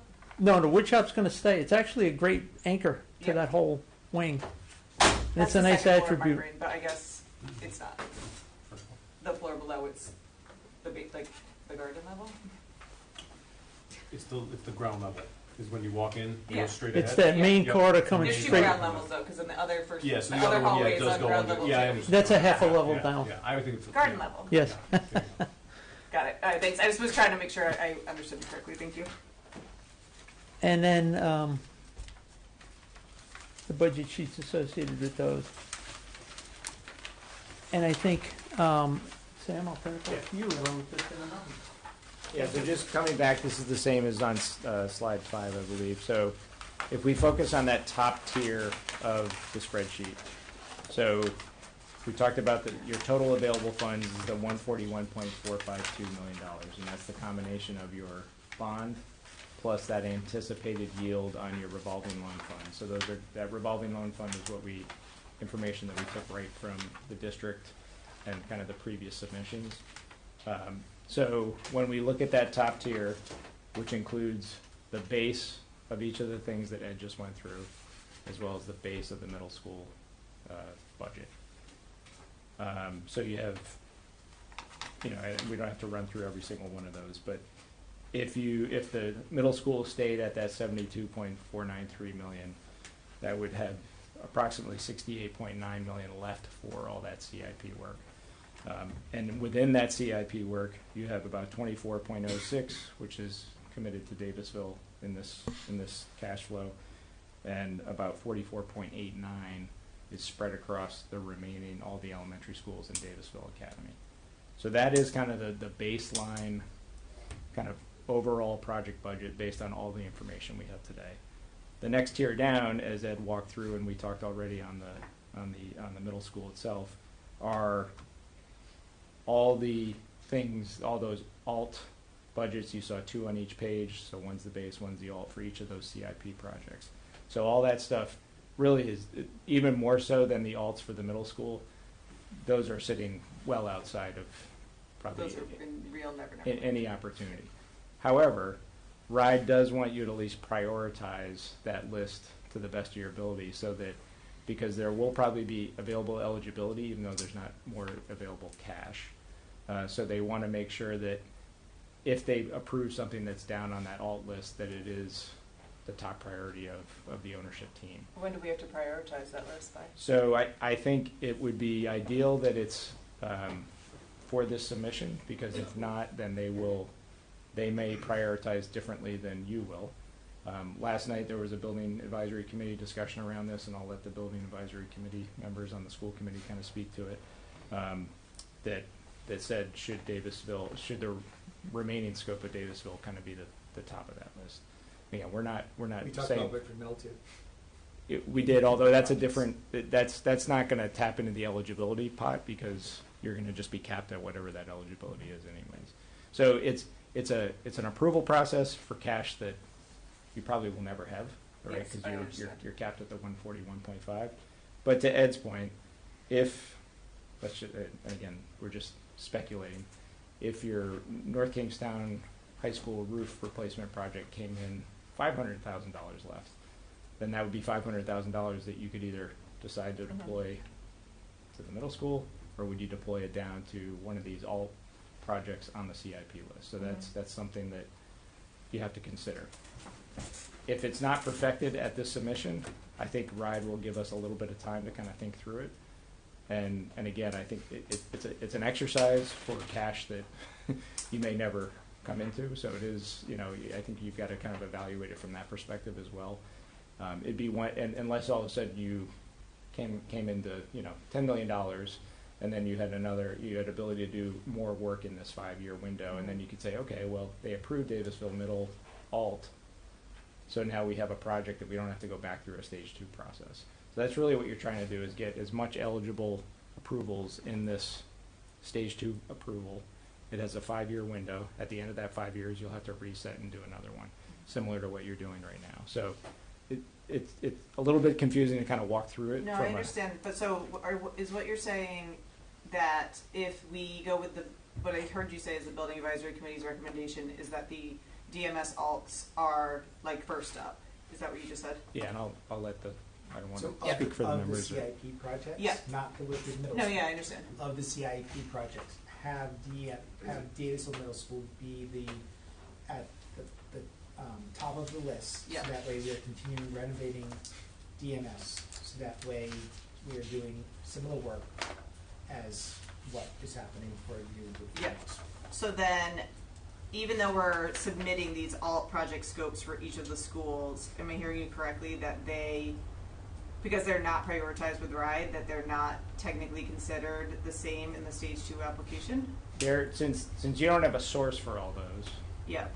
they're I going don't to have say. a source for the other one though either. No, you don't, but you have an eligibility source, and this is where it gets confusing, right? So what they're going to say is. How long can my eligibility source list be? So I'm gonna give you round numbers. Yeah. So your middle school is eligible. The eligible costs are going to be somewhere in that $49 million. Yep. So they're going to say, well, we don't.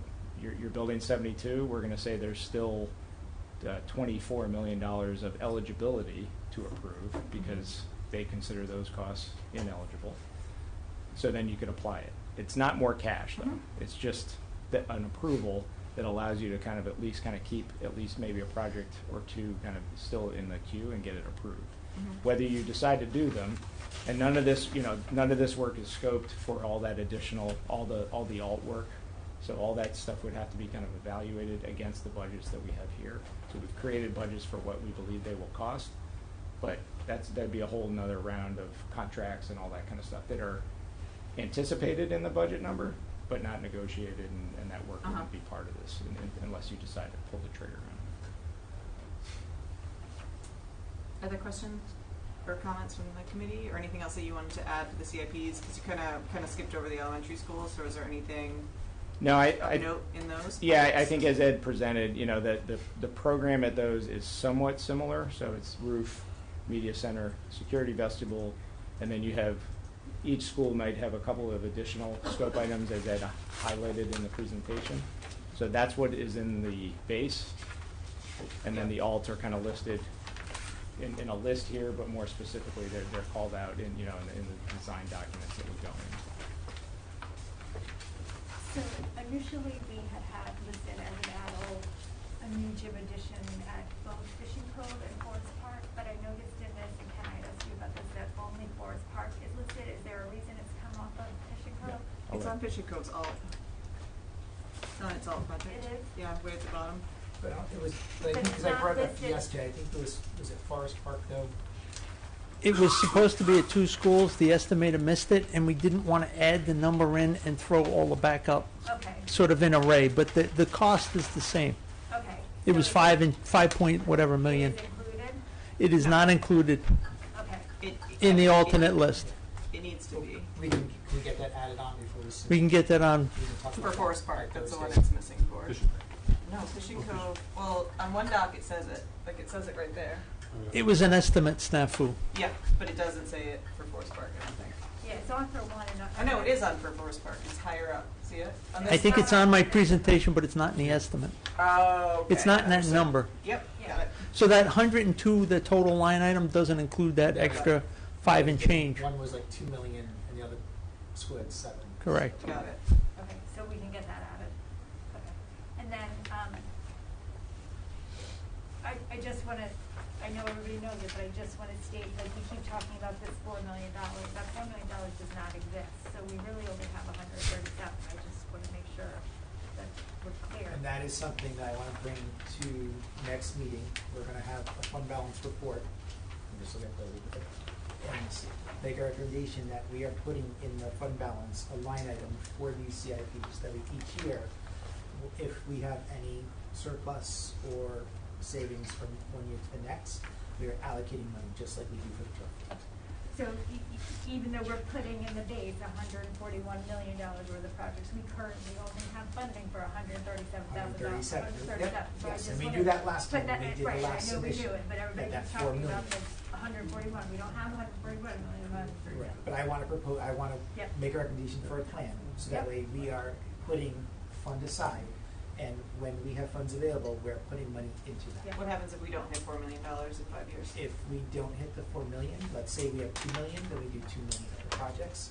We have, RIDE's requirement is that we complete 50% of the projects that we put forward.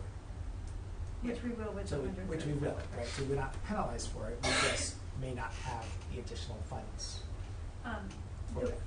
the one thing that I think is important that we do, since this here that we're putting forward is very different from what everybody voted on, is I would like to request that you put out something to the community, kind of summarizing that and the reasons for why it's different. Sure. Because not everybody sits through 14 hours of Building and discussions school committee We can put a newsletter with the together. minutia, and send and it out. I just think to, hit the high points, and the reasons why, Can so I- that would be very transparent. Were we able to ever get the numbers on the walls? I know. Yes, I did.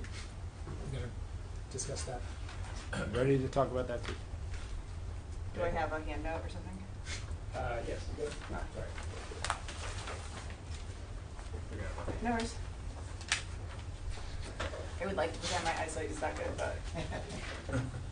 The handouts will help you read it, but I'll explain it while you wait. After our last meeting, we did reach out to the cost estimator and had a conversation about this issue as to what he thought a square foot cost for that reasonable amount of construction that we described for that work, for the gut renovation of those open plan classroom areas, would result in. And based on his look, he came up with the cost of $334 a square foot for hard construction trade costs.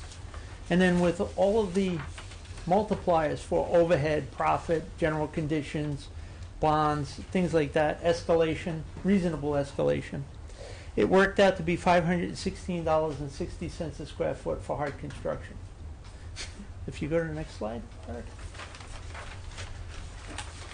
Using Stony Lane as a reference point here, just really as a graphic, breaking that down, the total between Fishing Cove, Stony Lane, and Quidnesset worked out to be a little over 77,000 square feet that would need to be renovated, which translates to a little over $40 million of hard construction. And looking at that against the 55 that we have available, obviously there's a huge disconnect in terms of what we could or couldn't address relative to the rest of the buildings and the rest of the issues. That's sort of the Reader's Digest version, but using Stony as the illustrative here, the complexities with that, although it's a numbers problem, it's also a physical issue relative to what you would get if we tried to do that, particularly here at Stony Lane. Because that whole north side of the building, as I mentioned in our previous meeting, is landlocked, we would have numerous spaces in this building with no exterior windows. Having spent all that money, we still couldn't correct that on the north side of the building. Additionally, the idea that in this school in particular, based on the amount of square footage, that we could phase this over several summers based on the way the systems and the building is interconnected is very difficult. It's not insurmountable, but it adds to the complexity. One of the other things, now that you're up in that $500 a square foot range, in reality, this is why we had suggested sort of taking a longer term look at the approach to the elementaries in general beyond stabilization. You're approaching the allowable square foot cost that RIDE would give you for a new building, which makes it a little bit deeper dive, obviously beyond the scope of where we are today with the stage 2. So the spaces that would result additionally in this container would be smaller than standards for new, just to fit within this. And we tried it. I didn't bring the plan, but we were still 2.5 classrooms short of fitting in this, even with all those limitations. It's difficult. And I think, just taking a step back and looking at it pragmatically, we wouldn't be able to accomplish all the other things that we discussed earlier with the buildings for both stabilization and educational enhancements if we tried to tackle this. Thank you. Thank you You're for welcome. doing that. I appreciate it. You're welcome. Questions, comments from the committee?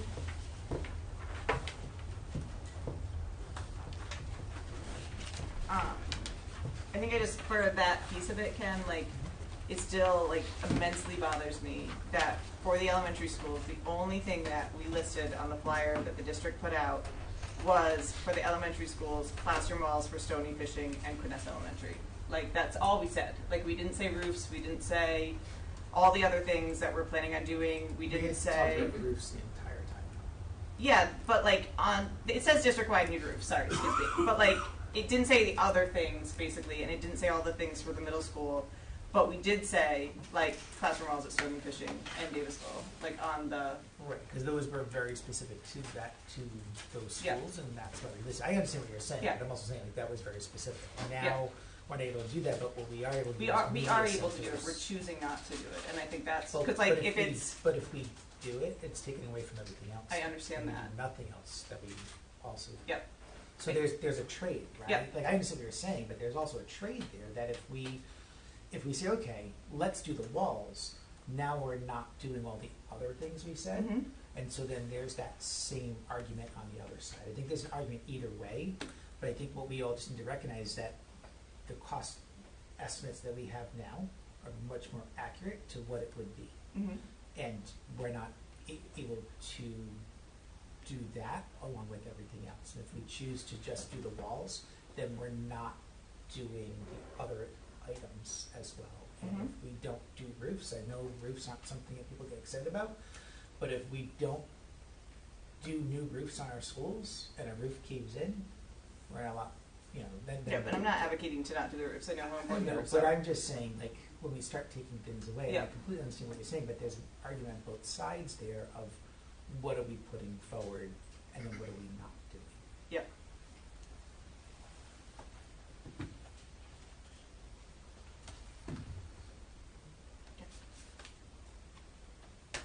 Other questions, comments from the committee?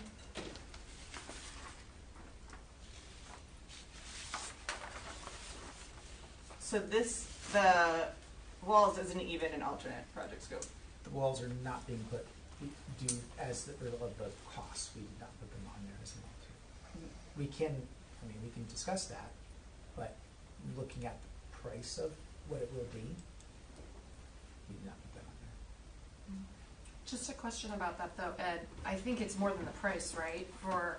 In order to get it to stage Yeah. 2, you'd Right. have to have the SD, the schematic designs, right? Correct. Yeah, so. Which I believe what we discussed this summer was, and this is how I interpreted it, if you guys want us to go after the walls, it's gonna take so much time for the schematic designs, and maybe I misunderstood, but You're correct. that almost like you can forget about pretty much a lot of other stuff. So it was a sacrifice. It's kind of like a Sophie's Choice kind of thing. We had Yeah, to, you certainly wouldn't be able to make the submission on Monday. Sorry, can you say that again? You would not be able to make the submission Yeah, on Monday. Okay, I just by wanted you that to all be not heard doing and it, clear. we would not have made it. Yeah. So And I it was think just very hard decisions. To have one to item make. here too is that's the construction costs. So you would still plus up with all those soft costs that you saw in the other. Mhm. So it's actually probably upwards of high 40 millions, even into 50 million when you do that plus up on all Mhm. those numbers. So construction exclusively. Do we have that number, or is that just your guess? Typically, it's about a 20% Alright. increase, but that is just a kind of order of magnitude number, Aaron. Yep, perfect. Which is about $40 million more than originally expected the walls to be.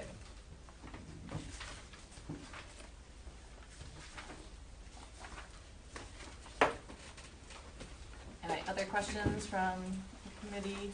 Just one more question. The other thing that we had listed on here as a district-wide improvement was the HVAC upgrades, the building management systems. Those are not part of the base bid, correct? Those are Correct. on the alt package also. So Ken, I think that should be part of the communication as well. Yes, so those are not in the base bid. There would be an ad alt, and the conversations that we had at our meetings, and be that those the systems are not, they're still working, and so while those systems are still working, there's a need to do that work right now. I'm just saying, And again, to like, this is what put we other things build forward. we build it Yes. as this, so we need to be explaining that it's not and Yeah, why. when we had to prioritize, we had to go through like what was needed right now with the funds that we have. Yeah, new gym divider as well. I'm just looking at what. That we is put out. actually on the scope for the It's on the elementary. alternate. No, gym For dividers. DMS? The DMS, it's on the alternates, but for the elementaries, we included it where there Yep. are gyms. I'm looking at the DMS list that we originally sold to the voters. I'm looking at like Oh, what we- we said we were gonna do versus what we're considering approving right now. In speaking with the principal at DMS, we found out that the existing partition is still operable. That's why we moved it. Yeah. I'm sure you could get it to move, sure. Yeah, yeah. She No, said it's they okay. do That make came it from move. Matt. That came I don't from know Matt. how That's easy not- it is. yeah. It's just, you know, Yeah, yeah. it's functional, so it Yep. was an easy. No, and that's fine. I'm just looking at like what the district put out as like, hey, please vote yes for this funding versus what we will not be doing. Like I was just looking through those two discrepancies. To Jen's point about communicating that. Okay, other questions or comments from the committee? Okay. I'll just say that, having sat with us all summer long and every week and every other week with RIDE and getting feedback from them, that, I appreciate the work that the vendors did for us. It's not ideal. But with the more detailed information we have, it's where we're at, and it's what we have. And I think that there were some hard decisions that had to be made as far as trying to make sure that every elementary got something still, which is what we had said would happen. And is it to the extent that we would have wanted or that we would have wished for? No. And some of the same things as far as prioritizing some of the stuff at DMS, and sitting with RIDE every week. A big push for them, and has been for several iterations of the Stage 2, was parity with Wickford. So I think that that's why there has been a little bit of a shift from them in order to get them to approve this. And also just out of fairness to kids on one side of the town versus the other side, to make sure that they're getting something. I think this is also, it definitely creates a roadmap as far as what we need to do in the future, and when we have available funds and things that we can do. Again, is it ideal? No. It's just that we have more detailed information today than we did when this went out, and even this past spring with the other vendors. I think that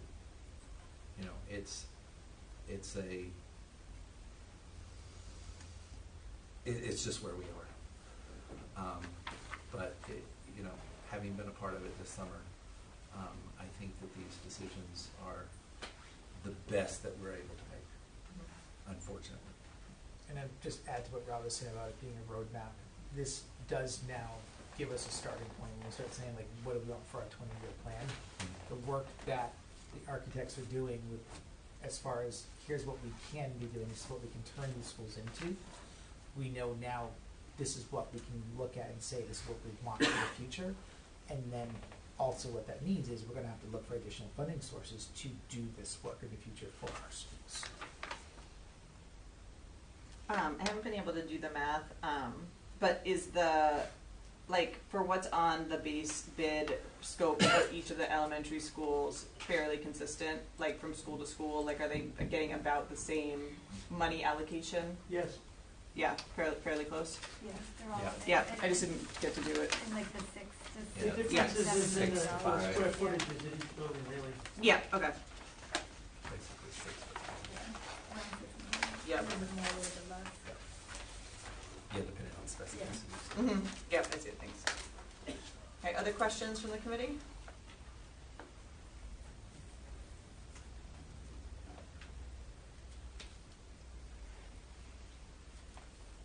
Okay, so at this point, we're in motion to discuss, right? So if we want to approve, basically the information that is presented to us, which will be in the Stage 2 application. Is that, I know one of the citizens' comments was about making that document public, the one that actually gets submitted to RIDE, which the school committee has not seen. Is that possible? So, yeah, we can do that. We have a meeting on Thursday with RIDE to go through everything. Yeah. Once it is, we can create a link to put that up on our website. Okay. the whole 1,000-page whatever. Just like we did last time, it'll be a very large document. wants to go first. Great. Lee will read it. Okay. Any other questions, comments from the committee?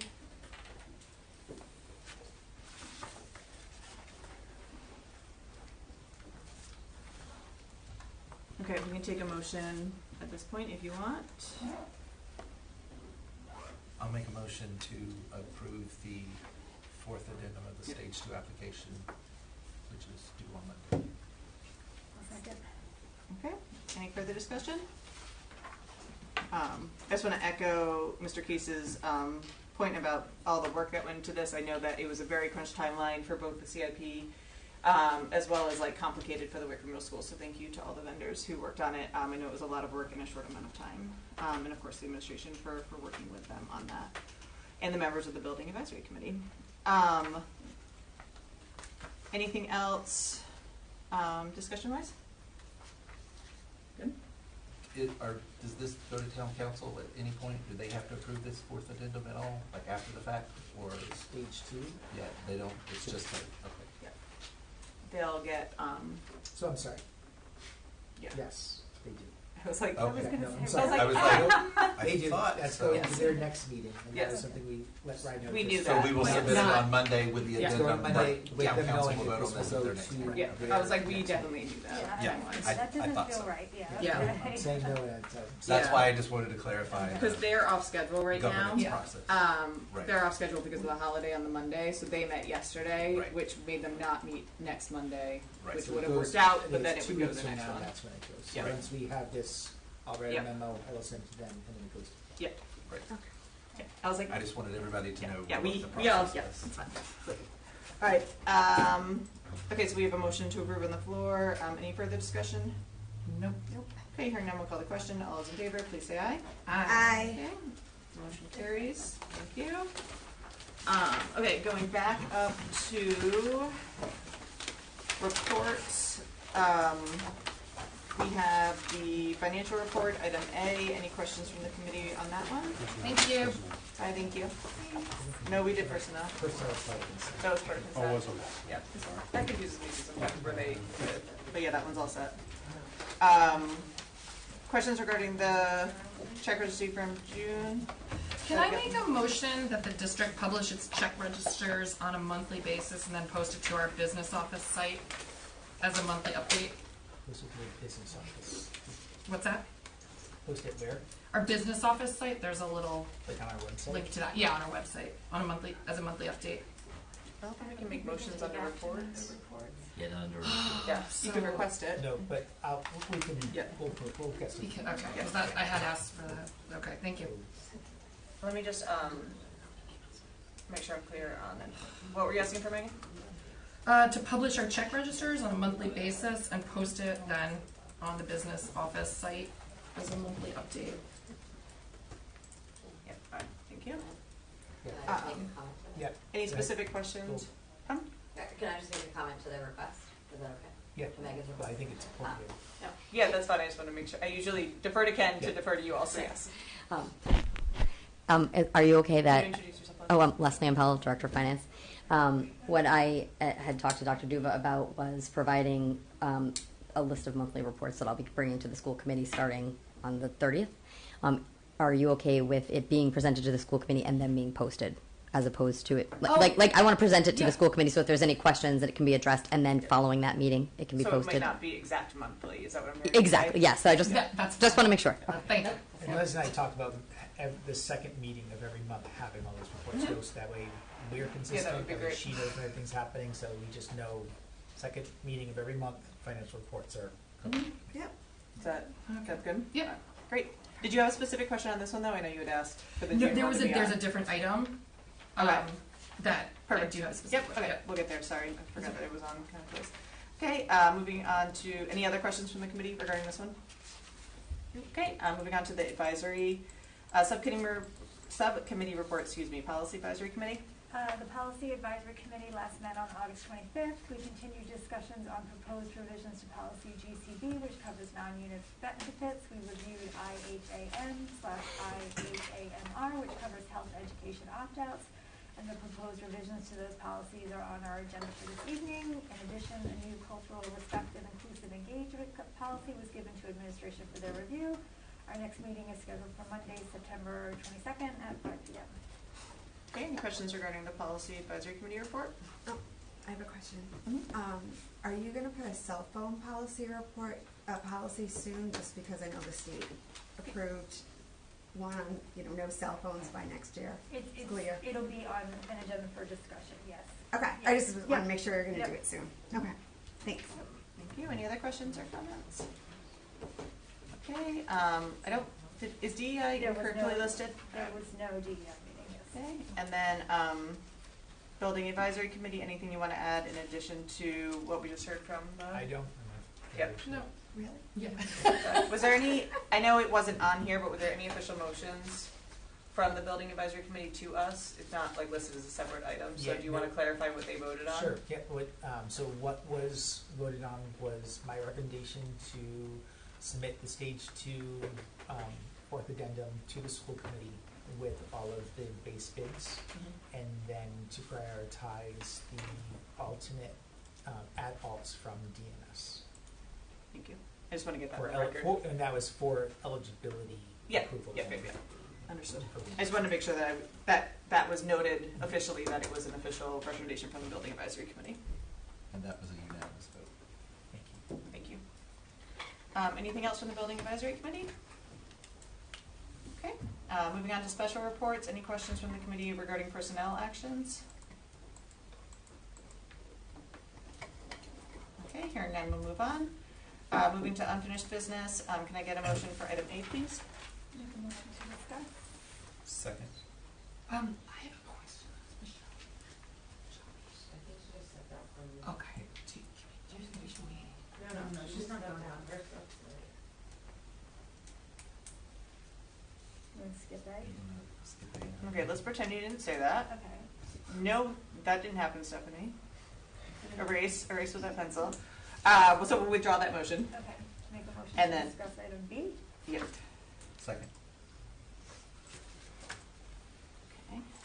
So we have a motion and a second for item B for discussion. Questions regarding lease agreement between Momentum and NKSD for ABA clinic. Yes. So I saw the revisions that came over. Thank you. I still had a couple questions that were not addressed. We had talked about how it was only going to be for pre-K students for North Kingstown, but it could be for other ages for other districts, but I didn't see that defined in there. Yeah, it wasn't. Okay. Yep. I don't know if that's something that we want to define. I mean, I don't want to speak for Dr. Sands. I think she had a concern as far as we were only going to have pre-K students, but you weren't sure what age groups Momentum was going to have, correct? Right. So can you go up to that, Rachel, can you come to the mic, sorry? Yeah.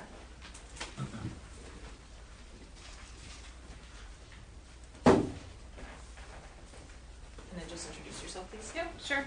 Dr. Rachel Santa, Director of Student Services. So to answer that question, we considered that, but we wanted to make sure that we weren't going against another clause that they could have other, if we can't fill with our staff, our kids from North Kingstown, that they could have other clients come there. I didn't necessarily think it was that we had to delineate preschool age because we have compulsory education for kindergarten on, so this can't take the place of that. You made a point of mentioning several times in your Yeah. comments that Yeah. you did not want to service children from our district who were older than pre-K. That's right, because of compulsory education, and I do not want, well, that, but I also didn't want, there's this, I think we have to handle this piece a little bit differently than through like a contract with Momentum, but I'm not a big favor in most cases, I can't say all, because I would be in support in certain very isolated cases of a trend of pulling kids out of school to homeschool to place them into really ABA clinics all day long. So. Okay, I feel like if there are going to be limits around who we want to see, that should be defined in some type of agreement, but I'll leave that up to you. Okay. I hear what you're saying, and I just didn't think it was not necessarily within that scope of that. I only raised it because you. We had talked about that. made Yeah, a that's point true. of I did. mentioning it. Yeah, I did. Yeah. More than once. So Yes. my other concern was around the internet access. Can you walk me through that? I'll do my best. I'm not Chaz. So I'll do my very best. So my understanding is that in order for the and you can also help me with this, Andrew, because we walked through this with You want him. me to chime in? 'Cause I was- Yeah, go right, because the BYOD is separate. It had I to know- be I because know of what the concern trust. is, too. So Yeah. Yeah. Basically, the way the internet came up is originally we were going to be giving them access to our Wi-Fi and internet. We ran it through the trust. The trust requested a certain amount of insurance coverage in order for that to happen. Momentum came back and said that was going to take them time to go out, not to bid, but to go out and get those prices and everything. They didn't have the time to get that done. So they sort of backed into, well, what can we do? We went back and forth probably for 3 or 4 days. And ultimately where it landed with the trust was if we don't have the level of coverage, no access to the internet, not through the guest, not through anything else, you just don't get access. And that's where it landed. And I know, Ms. Lima did raise a question, well, how do we know they're not going to go on the guest? I mean, to be honest with you, that's going to be up to the staff there and to the administration to make sure It's that not the staff there, it's like Chaz and them seeing who's whoever, accessing that guests. this is what we have. We may have guest access, but they are not to use it in any way, shape, or form. Yeah, So there is going to be some responsibility on our end to communicate that. And what I would say is once that's clearly communicated, we did add in language, also at your request, that basically if you violate any of our directives, you violate any of our policies or anything else, it's ground for immediate termination. Because So- how can they run a business without internet? That I don't know, Ms. Lima. I mean, I did go back and forth with the lawyer.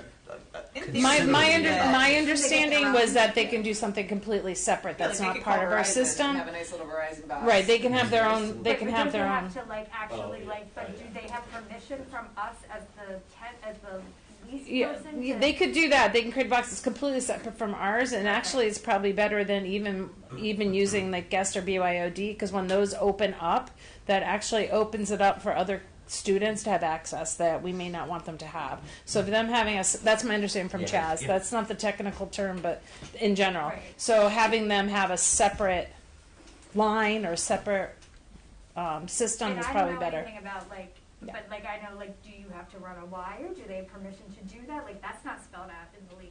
Yeah, see, so when we looked at it from a cyber insurance policy, which is, and I think that's what Dr. Sanders Yeah. is saying, if you've got your own Wi-Fi, however you did it, then you've got your own Wi-Fi. But that it's not related to us at all.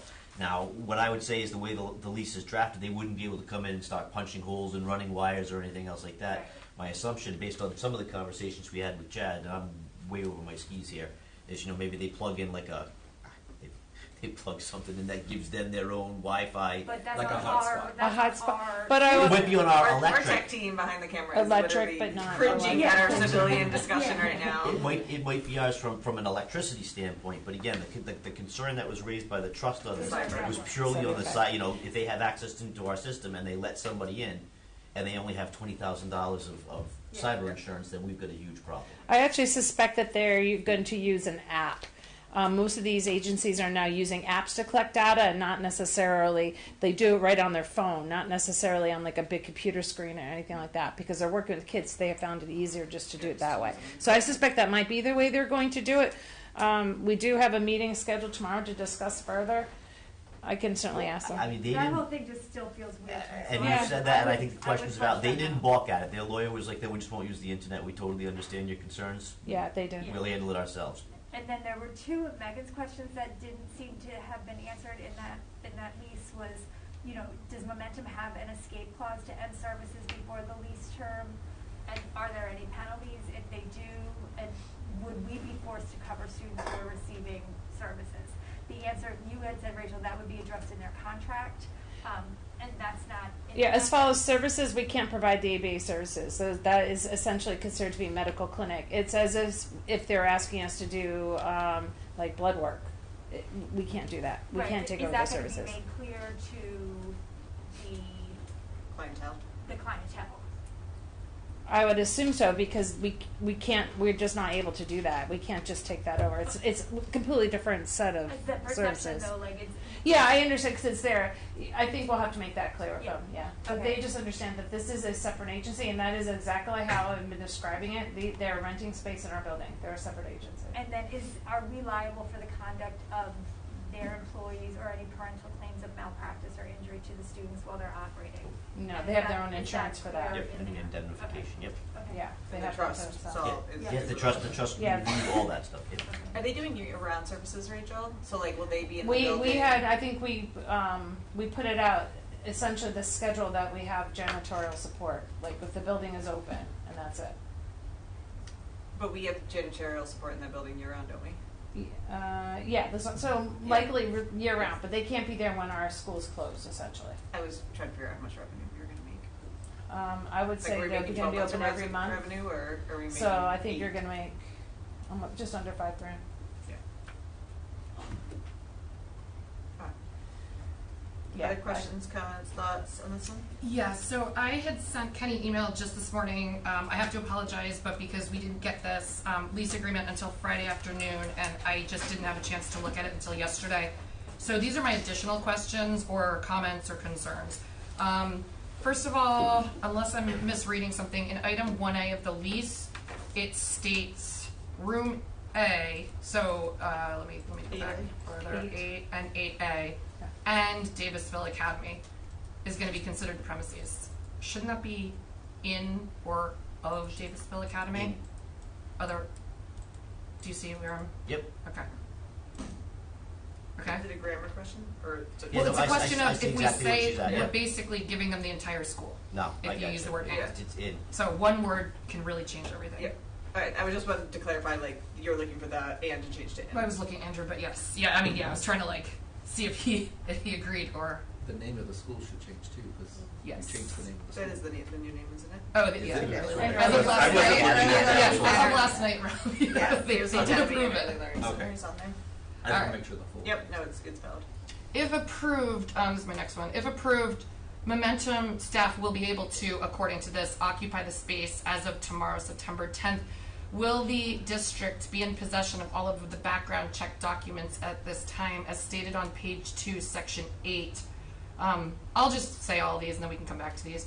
Prior to using the playground, will Momentum staff and the district have coordinated the playground schedule as stated on page 1, section 1A? Yeah, they're not going to be ready to start with kids tomorrow. We're I know, just but having that's to what take it a- says in here. take It a says look you at can space. occupy as early as tomorrow, and I know that you're saying these things, but when it's in a lease and if we approve it tonight, they could say we're moving in tomorrow. Only So- if they have all the paperwork. But they have, Yeah. Right, but that's why I'm asking. Yeah, no, So that's- they're- But it that's says they can they're occupy, but then in If another they have section it everything. says they have If- to have the paperwork. If So they it's- wanted to come in tomorrow and they had all their background checks and all their things, according to this, they'd be allowed to. but wouldn't necessarily be on the playground because they don't have a schedule yet for that. That has to be developed.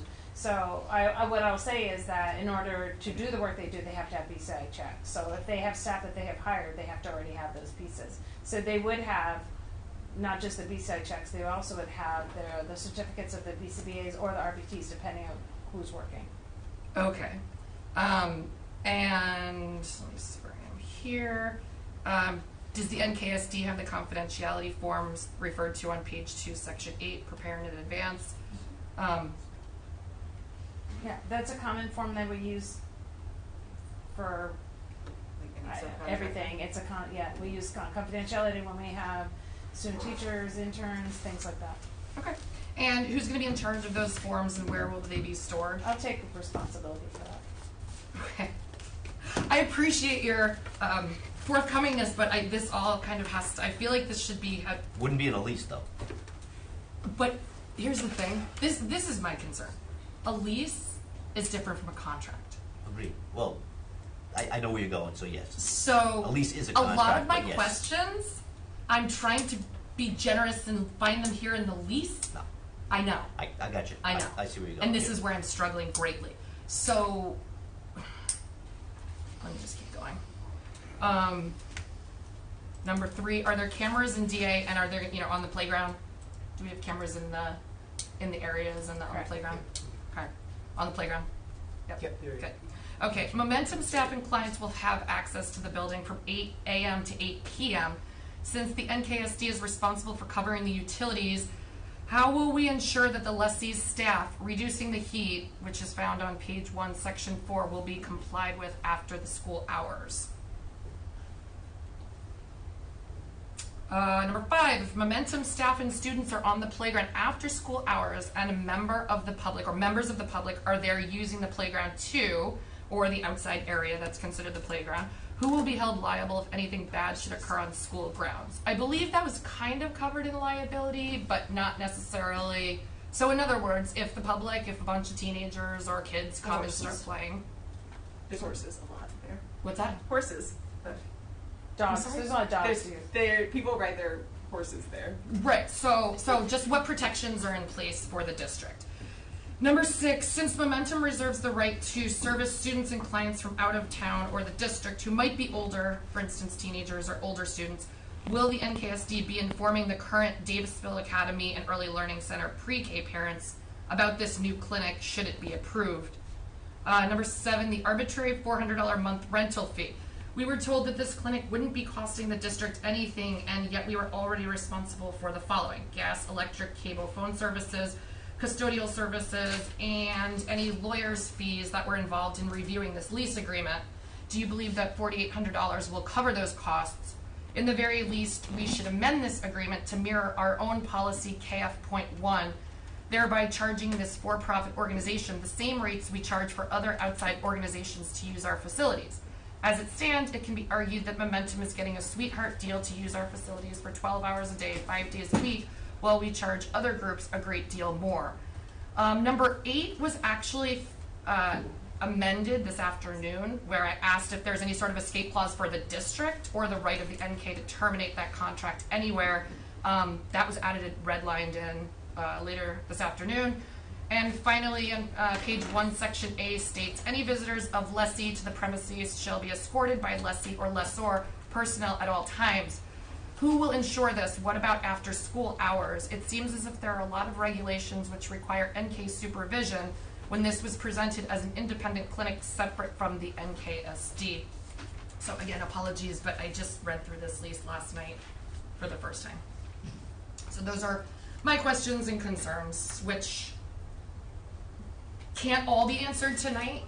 So Does the administration want to address any of those? Well, I think the only one I can address really is the. Oh, sorry. Go ahead. No, I said we'd have to go back through that list one by one to. Yeah. Again, it is a list of questions that, yes, it was an arbitrary amount of 400, as I think I shared in the other document, that I actually didn't want to charge them at all because I feel like the benefits and removing barriers from our students and the payoff from that is actually a savings of money. I can't calculate that amount of money because it's providing intensity of services for kids who don't receive them now because they don't have access. By giving access, my hope is that we can reduce the amount that we have to, or the programming that we have to do for kindergarten and first grade and that continuum. Because we know if we give them that services when they're 3, 4 years old, it has a huge impact. I can't calculate the money for that. So some of the things regarding arbitrary are things that are not calculable. I'll say that. I do think. Go ahead. Oh, sorry. Just for that point, I hear what you're saying about like the values not quantifiable, and that's why maybe we're not charging them the same rate as we would for other for-profits because of the benefits to the students. But I do think, to your point, Megan, maybe it's something where because this is only a 1-year lease, correct? Yeah, we can. We could assess what the impact was. So if we realize the heat went up by X amount compared, like in October it used to cost us this and now it costs us this. If we realize that the quantifiable amount is more, adjusting the lease for year 2 to cover those costs. Because I do think that there will be some impact, but I think don't that's know if it fair. would be more than $400 a month, but I also don't know. Like, without data, we're not going to be able to know, like, that exact piece. But I do hear you on that concern that we don't want it costing the district money. We at least want to break even. I think that's fair. To look at that piece. As far as escorting, I guess my interpretation of that is that they would escort their folks when the building is being used. Most of the time, people are gone by 4 o'clock. I mean, ours preschool is done by 3. The kids are gone, and the middle and high school are done by around 1:45 to 2. So I'm thinking after hours, they're not necessarily gonna have to escort, but at the same point, you can't get into the building without an escort.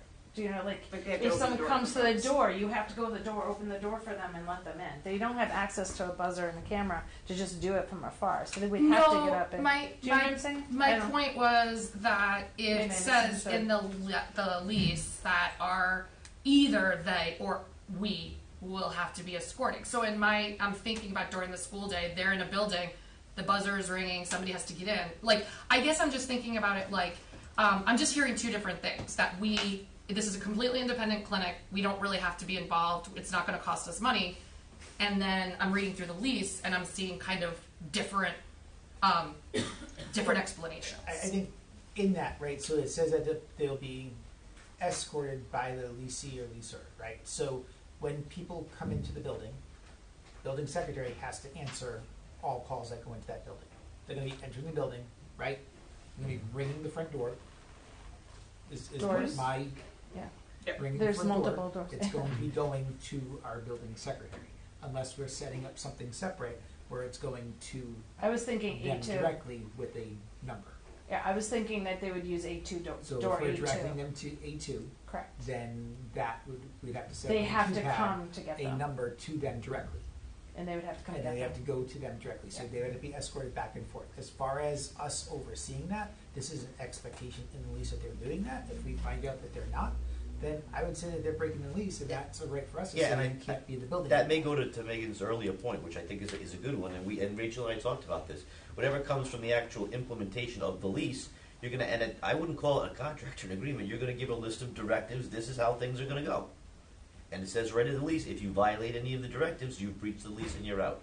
So it should be a situation like, if here's going to be our standard entry protocol when school's in session, when school's not in session.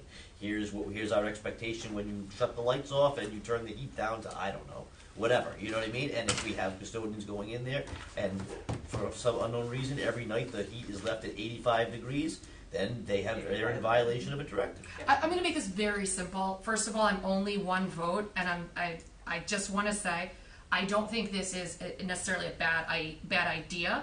I did talk to an ABA clinic that happened to be at the Family Day on Saturday in town, and I was actually really interested in what they had to say. I asked them about having any preclusions due to transportation, and they said nope, their people go everywhere, they go into houses, and it's the same with the insurance, all that stuff. Now, I'm not in this field, so I may not know, but they're new into the state. They just contracted with a major district. I don't know anything other about them, but they were very willing to, if we need anybody to talk to them, that kind of thing. My point is that to me, this is an idea that just came to us. To me, just like the Davisville Academy idea kind of came to us. I like to have time to think about things and get my questions answered. I feel like, you wanted this to get up and running by the beginning of the school year. To me, there are still a lot of outstanding questions. Like you said, Andrew, that we would have directives. I think the directives should have been ready to go if we're going to be in talks with them. So if we say yes tonight, we're automatically in talks with them tomorrow. I feel like this kind of keeps creeping along. Let's just do the RFP, then we can make a contract. All my questions were, a lot of them were, we'll answer that in the contract. So we don't get a contract, we get a lease. Now now we have to have directives. This is just what I am seeing, and these are my concerns. So I personally think that something like this, that I don't want to really just start something as an initiative that we're just going to finish in June and be done with it. I don't want to go through all this work, have everybody go through all this work with a good idea, if it works, only to find out that we're not going to continue it. In other words, I want to do it, and I want to do it right. So I'm going to respectfully state that this started having a conversation about this in January. We had to start this conversation. It just didn't get down to the nitty gritty till more recently. I would also say I respect whatever conversation you have with whatever agencies in town, but you are also not sitting in the meetings with parents who say, my child qualifies. We got them through all the paperwork. We get them through all the qualifications, but they can't get them there. They don't want them in their homes for many, many reasons. Any of our families that come from homes of trauma, they do not want agencies in their home for whatever reason. Frankly, I don't know if I'd want an agency in my home. That was one option? I'm just. That was one No, option. it's a home-based therapeutic service, and then there's clinic services. They're two different. Same right. agent, but what I'm trying to say to you is that they're saying that they don't have any issues, but they're not in the meetings with the families when they're saying they're struggling and they're saying we can't do this. So the idea is to support our families with the greatest amount of barriers, with the kids that are the very neediest in our district. That's the idea. Whether it's supported or not, I can only put an idea out that I'm trying to figure out how to infuse more intensive services and remove barriers from kids. That's my only goal. Other questions from the committee? There's like one, Rachel. Yes. For parking, Mhm. I know we've had like some increased traffic there because the Yes. early learning center's there. We're doing drop off. We're doing Yes. pickup. We've got DA coming in. Yes. Was there any concerns or conversation about designated parking spots or I concern believe about parking? Chris. When Chris was here, and I believe it was they had reserved 5 spaces for them.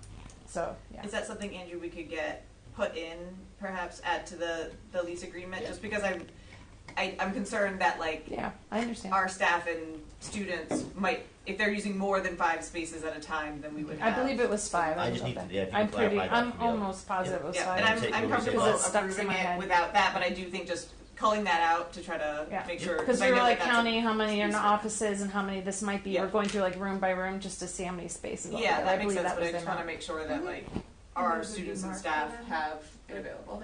They're numbered right now, so maybe we can figure out what their numbers are. They get I don't think we have assigned numbers. One person has definitely an assigned number, and people go to their number.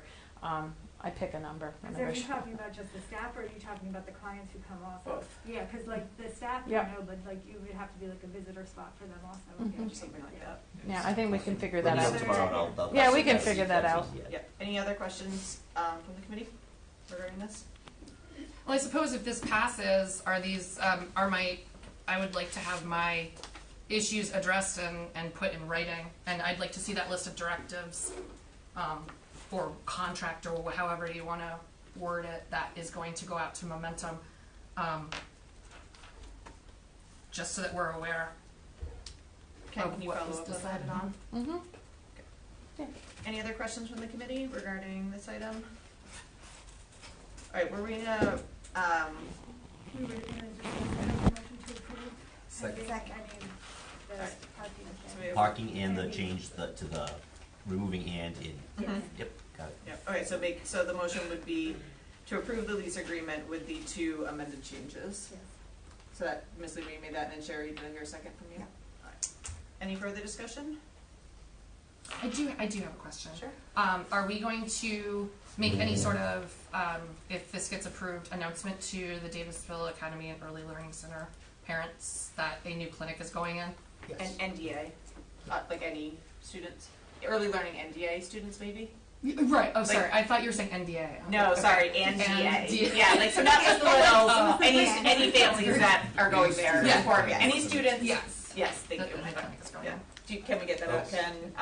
I can say in parent meetings. Yep. And when we were describing us moving to DA, this was discussed. So there was a couple of public forums where parents came and we said, this is an idea we're looking at. So that anyone who attended that are familiar. I'll say Yep, that. I do think just having But some sort of absolutely. correspondence go out would be helpful. And then also it's good for the district to know that it exists in the building now too as well, like Yeah. for that piece of it, so. Okay, so I made a follow-up note about the outstanding items for Megan's list, and then a correspondence to students / families regarding the clinic. Okay, any other discussion? Okay, hearing none, we'll call the question. All those in favor, please say aye. Aye. Okay, any opposed? No. Okay, so 4-1, motion carries. All right, moving on to, going back up to A, please. All right, hi, Michelle. Can we get a motion for A? Make a motion to discuss. Second. Can we move up everything that has to do with transportation? Can we make that motion? We can after this. Let's do this Okay. motion just because it's been made and Okay. seconded, and then if you want to make a motion to move things, you most Okay. certainly can. All right, so we're on bus 57, retirement and fleet assessment information. Hi, Michelle. Do you want to just introduce yourself? Michelle Hume, Transportation Supervisor. Love the top dress, whatever that is. Very nice. Thank you. Okay, so any questions regarding the bus 57 follow-up that we have in front of us? Not on bus 57, no. Okay. Did you do a motion to discuss? Well, Well, we're in a motion to discuss, so I guess do you have any questions about 57 retirement and fleet asset information? And then we need a motion to return the title for 57. That's the action item on this I one. did have a question about the fleet asset. There was some additional information that had been asked for. I appreciate you putting everything together. We're almost there. You're great, Michelle. Almost to the finish line. If we could just get the rest of that information, which was to include the, oh my God, I'm drawing a total blank. What is the thing, the piece of paper? Contract? Title, contract, title, contract, and I think that was it on that same form. That would be great. And then I think that's everything for that. So just to clarify, you mean like the check boxes that we had before on the last, No. what Andrew sent, or? No, I think So on, I think what she's saying is she's looking for the information regarding like when the contracts are up. Is that what Yes, you're yes. Oh, okay. I wrote it down. Why can't I find it? The bulleted list you sent out? Yes. And I had also asked, I thought we should have like a link in the file that goes to the title, goes to the agreement, Scanned goes in. to the insurance, Yep. so that like there's some master list that links Okay. everything kind of like on a Google Doc. It's all in a Google, all in Google Docs now, so we can certainly share all those links. I think what I'm hearing, right, like you have stuff kept on the titles, Mhm. and you have the contract information documented. Mhm. What you're saying, you want to see everything in one document. Yeah. Because because I'm gonna be completely transparent. When you ask for a fleet asset list, as far as fleet asset list of what we have, I look at what we provided, mileage, contractor, driver, year of bus, the makeup of the bus, the VIN number. The contract and title information I see as something separate, not part of a fleet asset list, but more of the documentation we're keeping on all of the buses. Well, we had So- given you a list of things that we wanted to have all together, and we only got half of it. So. And then I sent a separate email, Yeah. like So I saying to link think, everything. so I'm just gonna say, I think all of the emails we get, I'm gonna put it right there, like I have hundreds of emails. When we're getting stuff from everyone different, it is really hard to organize all that of what is asked for, and that's why every time we come to So- a meeting, we don't have everything. So I Yeah. think we need a So compiled Ken- list of what the school committee wants in one document. so I keep track during our meetings So of we what have- we so- needed, and so I wrote this in the last one, so let me just make sure what I'm writing on this one is clear for you. Like, just, I would really wanna make sure that we're I good. just- So in my document that I write as we're going through for follow-up items, I wrote fleet asset information, add to the main document that we were provided today, the title information for all, when the contracts expire, and then link the documents, like the scanned documents, to that thing. And I don't think we need it like it could just be like bus 57, here the, like, link to those documents. Or if it's in one folder, that's okay as well. Do you want each line by line? I think that we should have, like, with the bus, we should Yeah. have the contract date and when it expires. That should all be. Yep, so I wrote that, when the accessible. contract, the contract date and expiration. Yep. But then I And also then- think we should have a link by each bus, Yep. just because like say we're questioning bus, Yep. whatever, Mhm. 20, then at least it's all in one spot to go look at, because I Yep. think now it's all over the Yep. place. Yep. Okay, so fleet information, need title and when contract date / expiration date is on the main form for all buses and scan documents linked to each. Yep. Is that clear enough, Ken? Do you want me to read it? Like, As long as it's everything that they're asking for. That's all I'm just saying, I just wanna make sure that.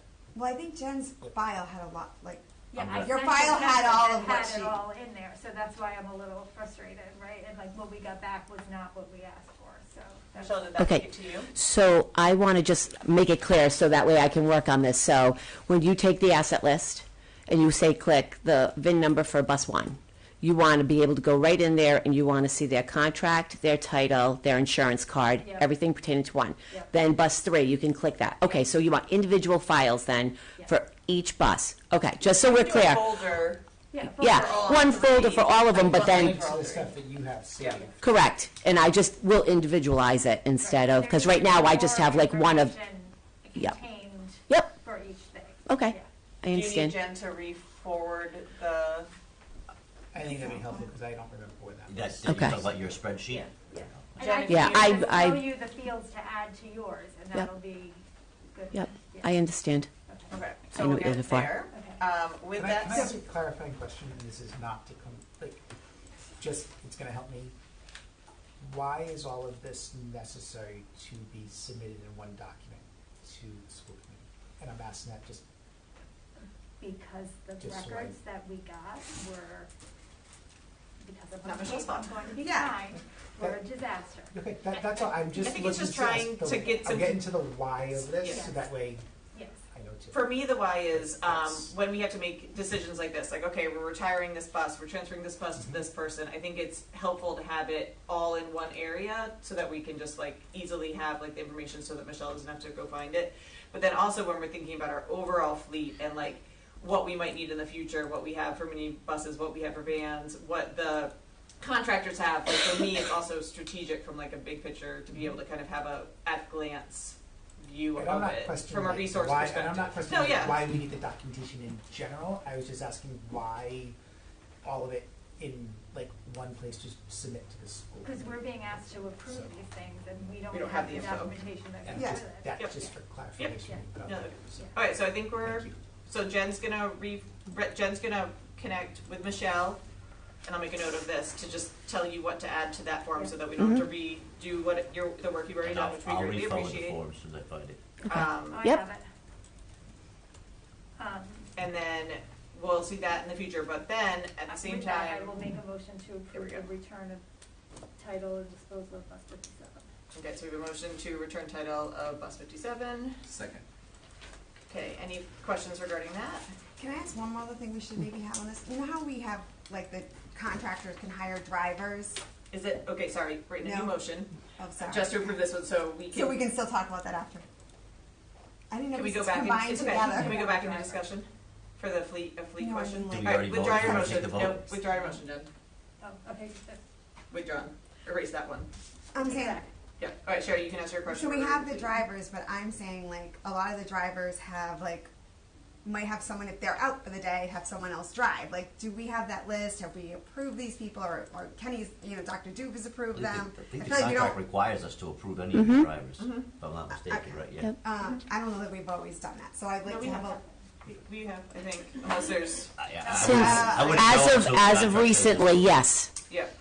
Prior, prior, I I'm would not say, sure, maybe not. So to me. Let me restate But- that. Since I've been on the committee, we have Yes. multiple times been presented. Correct. You know what I mean? And Like, also just but they- like, No, the that's sub-drivers are Yep. also We did a sub-drivers. substitute. Your No, we've Using done the I don't assignment want to drive my bus for anymore. the alternate ones? And so Correct. gonna drive other, the bus. not individual just substitutes. subbing as a driver during the day. So if a contractor pulls a sub-driver that we have, and just notes everyone driving our recently buses should be approved, period. that we If have they're not, approved. we need a list. So the driver can That's what Sherry's talking about. that's what I'm use that saying. sub-driver, but then you also need to assign those sub-drivers for after-school Allowed. runs. Correct. field Correct. trips, et cetera. And every year, our sub-drivers, as you know, they have to renew their school bus certificate every year. So they get their BCI every year, they get all of the same credentials. So even though they're subs, and they've been working for some time, every year they have to get all of that paperwork. So every year they have to get a BCI, which, So maybe just for us to have a, like, maybe include this somewhere as a tab, like a list of Okay. all the sub-drivers that they, or maybe approve them all, so now we can say they're all approved. I made a note for follow-up, Sherry, for you. Okay. All right, so we're good with the fleet? No, I'll make a motion to approve. Well, no, yeah, the fleet Oh, part. the fleet part, Yeah, And all right. then I'll make a motion to approve title and disposal of bus 57. Okay, we have a second? Second. So second by Rob. Any questions regarding this? Okay, all those in favor, please say aye. Aye. Okay, and then Megan, if you want to make your motion to move the other things, you can. Yeah, can I move all of them? Yeah, can you list them out? Yep, sure. So I'm gonna make a motion to move new business A2, B1, and I guess C. Hold on, let me just make sure. A2, C1. Is that it? Is that all the transportation? I think that's all the transportation stuff. I'll second. We're looking at you. Are you waiting for anything else? Other than no, our bus routes. I just want to make sure that we're hitting the ones that y'all are waiting for. All right. So just those two, Megan. Three. Oh, So what's the third one? A, 2, B1, and C1. Thank you. Okay, so A, 2, B1, and C1. Motion moved to next agenda item. Do we have a second? Second. All those in favor? Oh, wait. Oh, sorry. I'm sorry. Go ahead. When you said next agenda, I thought next meeting. I was like, what? Sorry, girl. No. Okay. I need more coffee. Yep. Okay, no worries. A2, B1, C1. Any discussion regarding moving them to next? Nope. Okay, hearing none, we'll call the question. All in favor, please say aye. Aye. Okay, but before we get going on that, it's 9:52. We're not going to go through all these in 8 minutes, so I'm going to make a motion to extend the meeting to 10:30. Okay, do we have a second? Second. To extend. Any discussion? Okay, all those in favor of extending to 10:30, please say aye. Aye. Any opposed? Me? No. So 4-1, great. All right, so let's go to A1.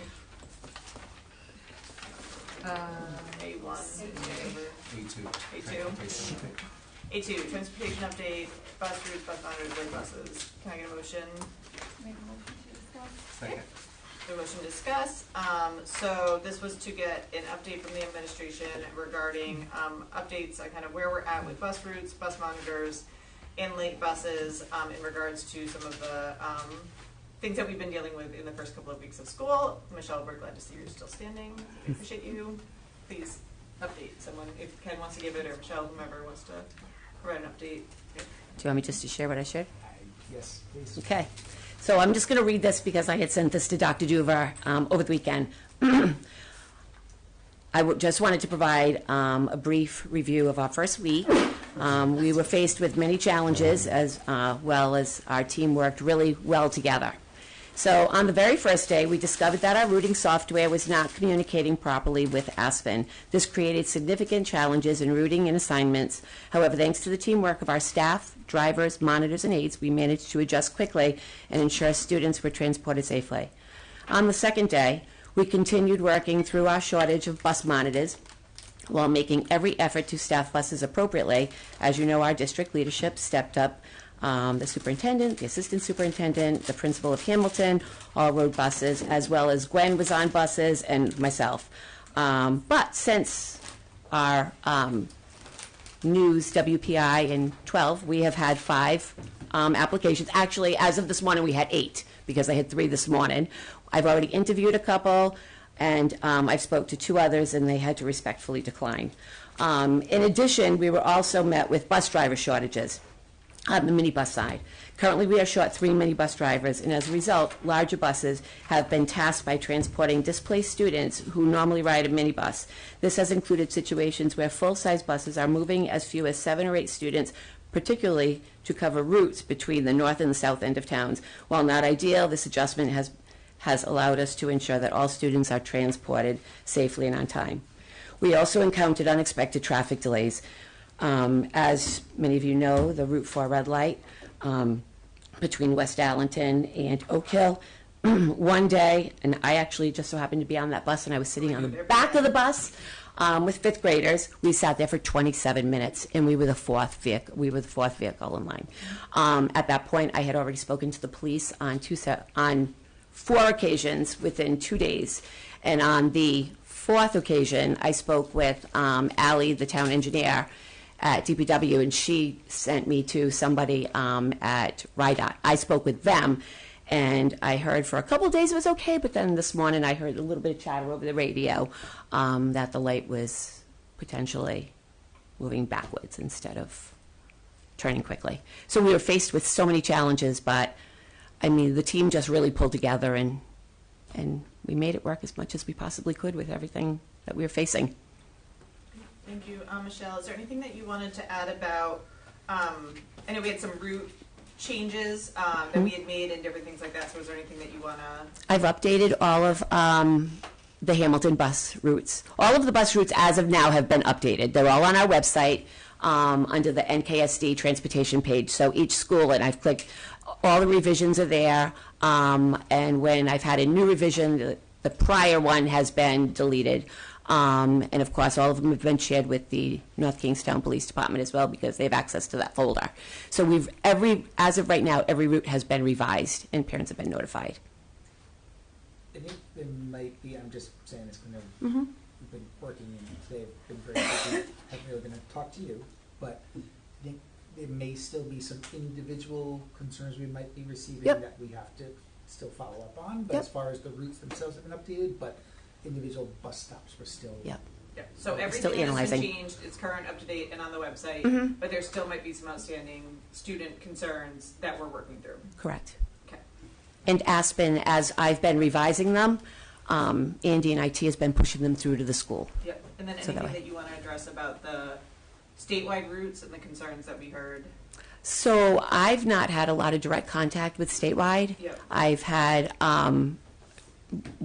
two parents. One we were able to resolve their situation, but I know that there is another parent that has still a concern with statewide. But I don't really speak to them on a daily basis. I've tried to reach out to them and give them concerns, and it's left there with them. So there's still follow-up we need to do. They just, Questions from the committee regarding bus routes, bus monitors, late buses? I have a couple. Thank you for the update. My first one is, when we do a data upload, like, what is the procedure for checking to make sure that it's done correctly? Like, do we have a system that checks out, that lets us know if there's an error? Do we do spot checks? Like, what is the procedure for that? So there's nothing from the system itself. So like in this instance, when you're doing an upload from the transportation program to Aspen, there's not something that says, hey, this is incorrect. What we found out was that there was a problem with an update from the transportation program that needed to be made. That update that wasn't done was causing problems with the net system not to save properly.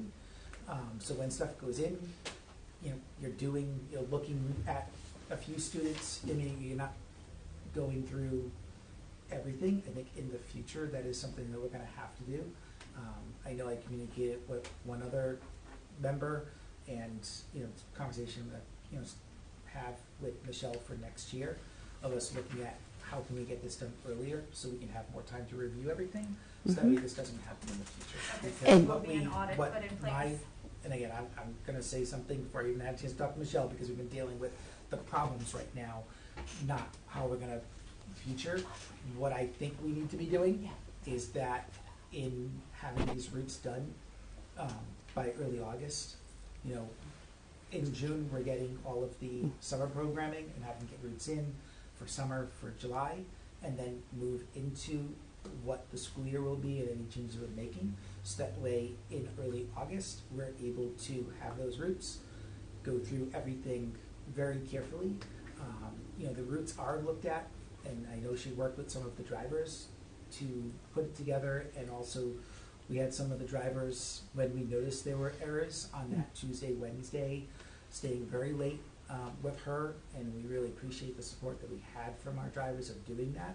But I think, next year if we can get routes in place early on in August, so we can go through everything, so we can also look at every single stop, because when you're putting the information into the transportation program that we have, it's a map. It's very similar to when I was in Jamestown and do transportation. You're uploading the student information with the addresses, and then pulls everyone out to a route. It doesn't tell you specifically, okay, that route is not, that is there enough space, right? And that's what then we had some of the concerns with the parents, okay, the stop moved, but now that stop where that stop is not a lot of space for my child to stand on the street. Right? The program's not going to tell you that. That's something that we're going to have to really spend time with those changes and go out and go through it and look at every single stop. And so the only way that I believe that we can do that, and Michelle, you can tell me differently because we haven't had this conversation, is doing that early on in August, so we can look at that and really make sure everything is where it needs to be before sending that out to families. Want to comment on anything I said? So I just wanted to intervene just a little bit. So we're actually getting ready this year. I've worked with Leslie and Versatrans. We're actually getting ready to migrate during the winter time. We couldn't do before school started, but we're going to be cloud-based, which will be, it's a newer version of Versatrans. Like, so everything will be live. The problem with the system we have now, I could put a student at a bus stop, and then I can look at it 3 times, and that child would be okay. I'd close it, I go on something else, I go back, and that child's back at the old bus stop. Because there's parameters also, right? So what it does is, say we set the parameters for one bus at 60 students, and then we hit 61. The routing system will take that 61st student and put it on another bus that's close to it and put it within the parameters of the 5/8 if it's elementary, and it will give 1 mile for the middle school and the high school. So sometimes it just automatically adjusts. So it's hard when you're looking at like 200 routes to make sure, I know it's not a perfect world right now that we're dealing with the Versatrans, but I'm hoping once we go cloud-based and everything is live and it stays that way, I'm hoping that we won't have. The other thing is to have them done for the beginning of August. Yes, I would love that because that's the one thing that I would love. But coming off of summer, and we ending on the 14th, so we're trying to work on routes, but we're also working on the summer, so it's like a lot of still those moving parts because when we're working on the routes, we just want to sit down and work on the routes. So it's a little bit more difficult when we have all of the buses still rolling into the first and second week in August. Okay, my next question was, when did we know that we were short monitors? So that really wasn't anything that we knew. We knew early on that we had like 3 or 4 that we didn't have, which is typical, and we're able to make do with that. But in about mid-August, we started learning that people weren't coming back up to last weekend when they had a resignation. And did we apply for a variance with RIDE? Mm-hmm. In June, I applied for the variance. I looked as of, when did I look? Over the weekend, I think it was, and it was still pending. Okay. But I submitted it in June. I think I sent you a copy of it. June 16th, I had applied for the variance. We were down 3. I'm sorry? We submitted it when we were down about 3? Yeah. Okay. Yep. So I'm a little frustrated because we had the same exact issue last year, like literally a year ago. I went back. And the question that was asked when we were down monitors last year was, why do we not have a backup plan? And so here we are a year later, right? And we're having the exact same problem. And during that meeting, we talked about multiple possibilities. And it doesn't look like we did any of those things over the past year. And so I feel like this is kind of like Groundhog Day. We talked about pay might be a barrier. We talked about advertising outside of normal channels. We talked about developing a list of per diem subs. And we talked about a need to send notifications to families when buses have no monitors. And I don't think we did that. So what are we going to do this year to make sure that this doesn't happen again next year? So, I will just comment from last year, right? So we did talk about the pay, and then when it came up regarding that we were going to be negotiating with the ESP, so we really couldn't make any changes in pay with negotiations, and the bus monitors are not part of the ESP. We couldn't really make changes to their rate at that time because we had to negotiate with ESP first. But we also talked about incentives, and we never did anything with that. We did not do the incentives. We did advertise. We talked about advertising outside of normal channels.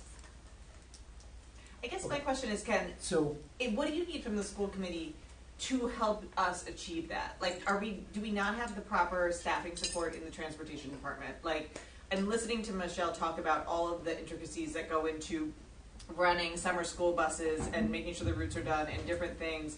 Like, and that's not something that we could probably fix today, but that is something I think we need to consider or talk about like during the budget process, because I'm hearing structure issues, technology issues, but also it seems to me like a lot of work and a lot of moving pieces for 1.5 employees. I will answer that in 2 ways. What can we do? One, and it's on the agenda for tonight, that to do the rate increase for the bus monitors.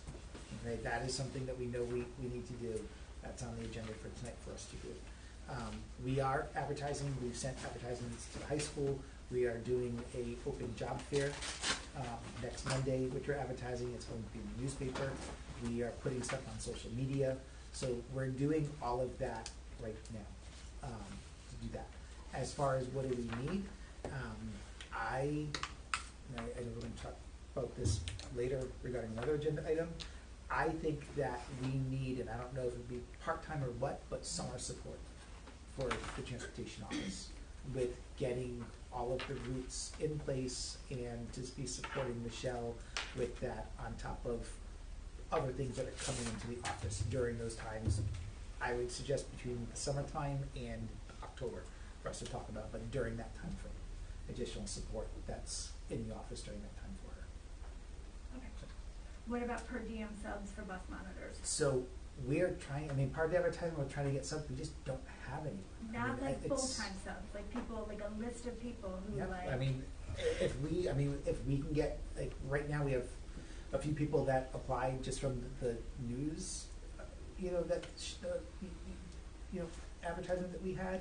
I'm thinking about like that. Like last year, Debbie said, go down to the senior center and like find people who like don't want to commit to the job, but like, hey, you call me on Tuesday, I'm free. I'll come down and get on the bus for you, right? Like, we can try. We just don't have the people. Right. Didn't so it's also kind of the same with the bus drivers. We don't have a lot of sub bus drivers either. Is it a human resources staffing issue? I would say that it's just monitors and drivers are hard to. And it's also a job market thing right now. Mm-hmm. I mean, we just don't. I think it is a job market thing, but also we knew about this issue a year ago. We came up with a list of things that we could do, and then we didn't do any of them until this week.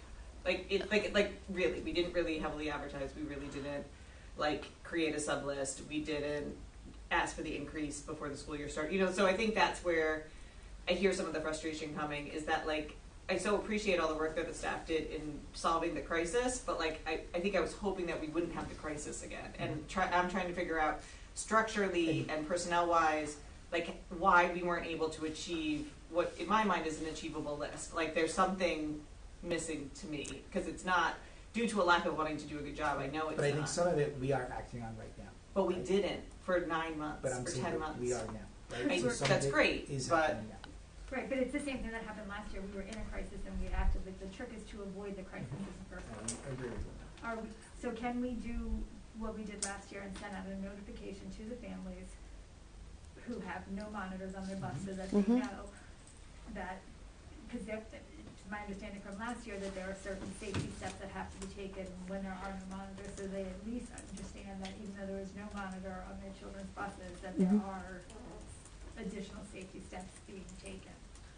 I would agree, because it drives me crazy, but there's kids crossing double line roads, and I don't know why those routes didn't get corrected, but every time I see it, and then if they don't have a monitor on the bus, I feel like that's just compounding. But so the parents need to know. So that's one of the things with no monitors. They're not supposed to. They're supposed to loop them. Yeah, they're not supposed, and this is another barrier that sometimes we face, is that there are times where drivers are used to the routes that they had the year before, and it's not an excuse, but because they've been doing the same route for 10 years and parents are used to the kids coming home at 4 o'clock, they'll adjust that route because they've been doing that same route for so many years, and it's not right? Because I went down physically and moved every student. For example, I'll just use Devil's Foot Road as an example. I went down one side, put all the kids on the right side, turned around, came down, put them on the other side, but then it first pushed them back to the other side, but then I put them back to the other side. I mean, that alone takes hours to do. And I've asked them, please don't change your routes, even though I know that parents, for example, we have a student right now on one of our buses that the driver does not want to cross this child at all. And she's been having a monitor every afternoon, and it's not a safe place. And the parents are insistent, and we're like, no, you have to wait. They're like, but then my child's getting home in 25 minutes later. Well, we can't cross them there, nor do we want to cross them there.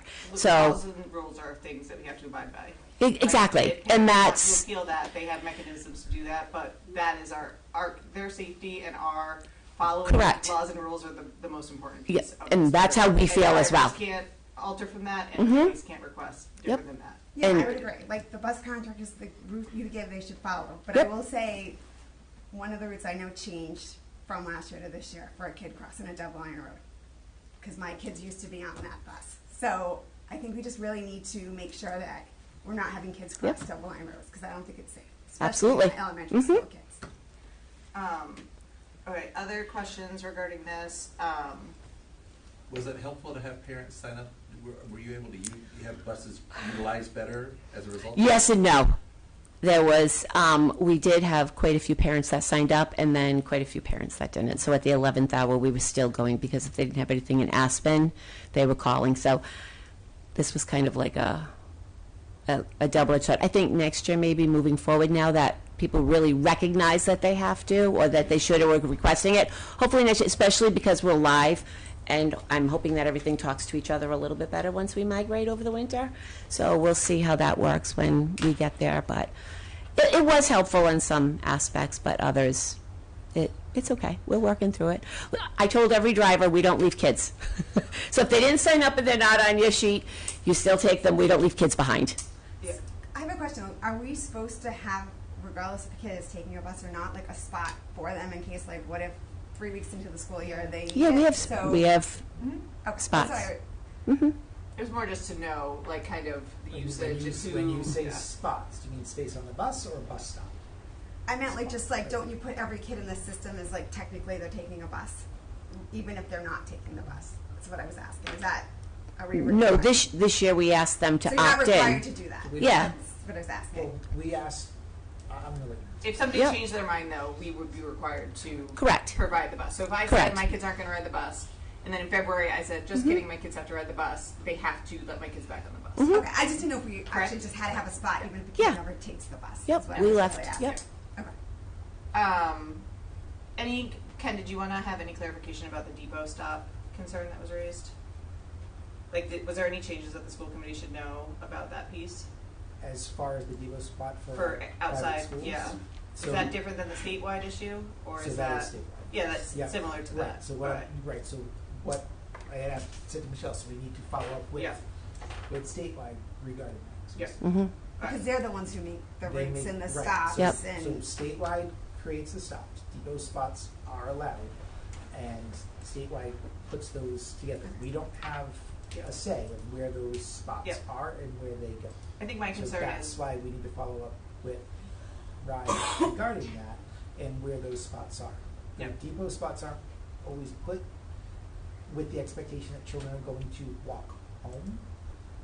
Where some of those spots are, there may need to be plans made for children to be picked up from there. yeah, because when we approved migrating to that, right, we were providing transportation to out-of-state or out-of-district schools. We got proposed by transportation and budget that it would be an efficient move. Like, Mhm. I think my biggest concern was making sure that there wasn't a big disruption for students. And I remember asking specifically, Mhm. like, is this negatively going to impact students? Like, is this going to be a big change? And so I do think if we are having challenges with that, like, we need to work on that with them Mhm. because I would not have made the change. I wouldn't have approved the change if I knew that there was going to be negative impact to students.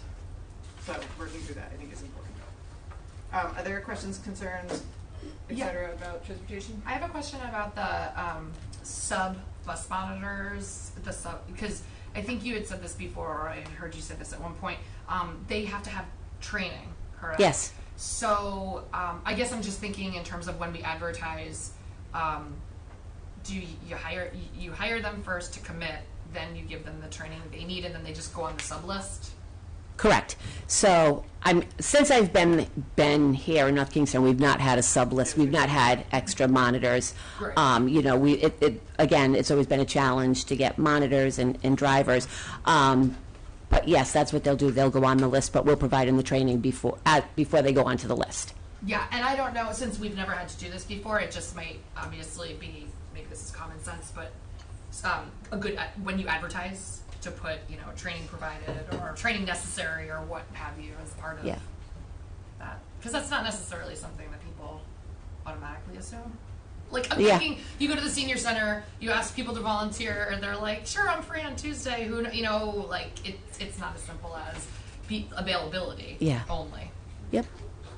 There's also certain things, and part of that training and all, we have to make sure that bus monitors physically can rescue a child or for emergency practices, that they're able to do all of that. You have to be able to show that you can, drag a certain amount, I bet you're there's able lots to of get people on having seniors and that off. can do I'm just saying in general, I'm not Yeah, commenting no, on I'm that. just I'm saying. saying as part of the training, like you Yes, also can of course they have to be ensure able to that do the there job are requirements. requirements. Just like, so on the feedback form, or on the form that we put out that says like we're hiring and then it has all the lists. Like current employment opportunities, bus monitor is on there. Under current substitution opportunities, bus monitor is not on there. Just like something to think about, like when Stephanie's doing the fairs and things like that, maybe that could be an opportunity just to put out there. Because I don't think I would ever, in my wildest thoughts, think that I could be a sub bus monitor unless it was, you know, like that wouldn't click. If I didn't want to do it full time, I would never apply. You know, so I think maybe just making that a little more clear. Okay. Any other questions, comments, concerns? And I don't think mini bus driver was advertised on that at all. Or mini bus driver? We can add that. We should add that as well. To, Like It was it was not like a something we new, hiring. it was something that our HR director. oh, okay. All right, any other questions, comments, etc. about transportation? Oh, we didn't talk about late buses. Oh yeah, we need to talk about that. So we should be having late buses every day that there is a late activity at the school. That was the understanding when we implemented late buses, but it's my understanding that that's not happening at the middle school. So I think, and I can't remember who I talked to, I think it might have been a conversation with Aaron.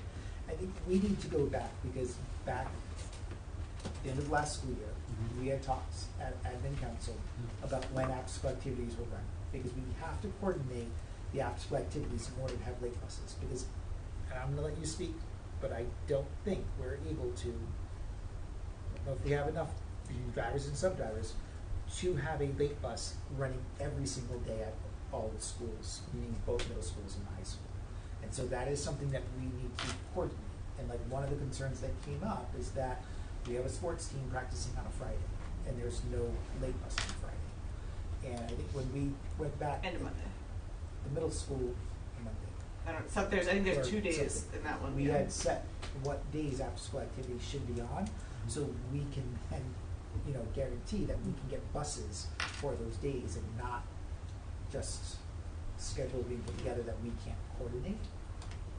So, So how can we rectify that? Because I think the concern with the reason I think the school committee wanted late buses for students is so they didn't have to not have opportunities if they didn't have the privilege of having an adult be able to pick them up. And so if cross country starts at the beginning of the school year, late buses don't start until September 16th, late buses are not on Fridays, I'm going to say to my kid, like, you can't participate in this. There's no way that I can transfer you, and then they're losing out on opportunities that their peers are getting. And so I feel like we need I hear what you're saying about coordinated schedules, but like also having them start when activities start is So really I'm important. gonna let her speak to why the late buses are not starting on day one. So for the first, Activities shouldn't start on day one. Well, That- but I just, so for the I first, understand, I just like I know, want but- her to share. for the first 2 weeks of school, right now, every day, we are taking time, what time the buses are rolling in, right? So we know what late buses we can send where. We do have 2 sub-drivers right now driving big bus routes, because they were struggling to fill those positions as well for big buses. We don't have a lot of spare bus drivers for just to go in at 3 o'clock for the high school. So right now, some of our earlier buses are getting in at like 4:08, 4:09, 4:13. So those buses we know can at least accommodate the middle school, right? We know that we can get those to the middle school by then. We can cover the south end at 3 o'clock at the high school. We're really having difficulty covering the north end because we don't have drivers that are in on time at 3 o'clock. The earliest right now I have a driver in is 3:45 to 3:50. So we're trying to work with that. So to put late buses everywhere until I know exactly what time these buses are going to be coming in is a little difficult, because I don't want them sitting there till 4:30, 4:45 if we're not going to get buses in before that. So it looks like as of today, I had like 6 buses that could accommodate the middle schools at 4:15. I'm still struggling with 1 bus for the high school at between 3 and 3:15 for the north end. So the recommendation that's come to me is, if we could go back to the way it was before. I know that's too late. I think for me, when we were working with the contract with the bus contractors, like there was never a concern about not being able to ride the late buses were a conversation as part of that. And then also we had talked about like if they are not able to provide late buses, then we need to look for alternatives. Like, and that is really important because again, like I totally understand the logistical piece of it, but like if track, I'm just using that as an example because it's the current example in my head. If cross country starts on the first day of school and we don't start buses until the 16th, there is a cohort of students that are not getting that opportunity and they have to choose not to participate even if they want to. And that is what we're trying to not have happen, is that all students have equal access to after-school activities.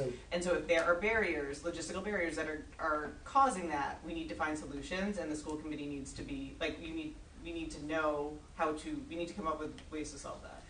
Do you think maybe sending out the Google form to see, like, what kids, would, want to be in cross-country or do something and need to be picked up? Because I know sometimes I don't think there's a ton of kids on the late buses.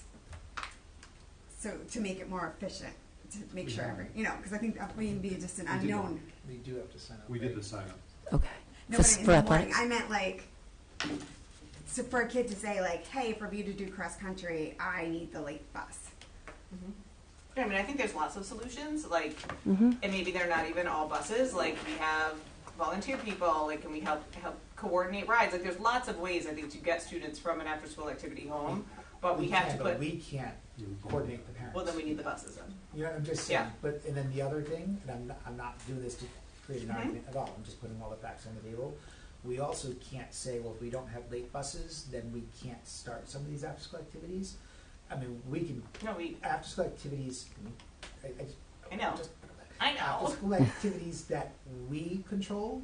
Yes, we can say we'll wait until September 16th, but sports we can't. They're run by the Rhode Island Scholastic League, and when those schedules are put together to have, we'll stick with cross country, and there's meets and whatnot, we can't then say, okay, well, North Kingstown's not going to start until September 16th because our school committee wants to make sure part of our expectations from our school committee is that we're offering late buses every time that there's a practice for our students, and so because we don't have the resource to have that late bus on that day, we can't start right now.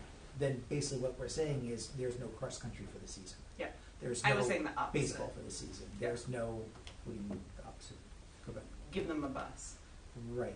But if we don't, I think I was saying solve the problem. Let's figure out together. But I think what I'm hearing, and please clarify, and I know, we don't have the resources right now to provide. Correct. So what would it cost to have first student come in? We would have to do an RFP. So now we would have to do an RFP to go out. And I don't know if they would, because I'm going to go back to my previous district where I did transportation. We had first student. We had issues with first student providing buses to us every time we needed it because they have the same problem with a lack of drivers. I reached out. I'm sorry to interrupt, but I reached out today to Jamestown and asked what time was their late bus, and they said 3:50 at the high school because that's the earliest that they can get a bus there.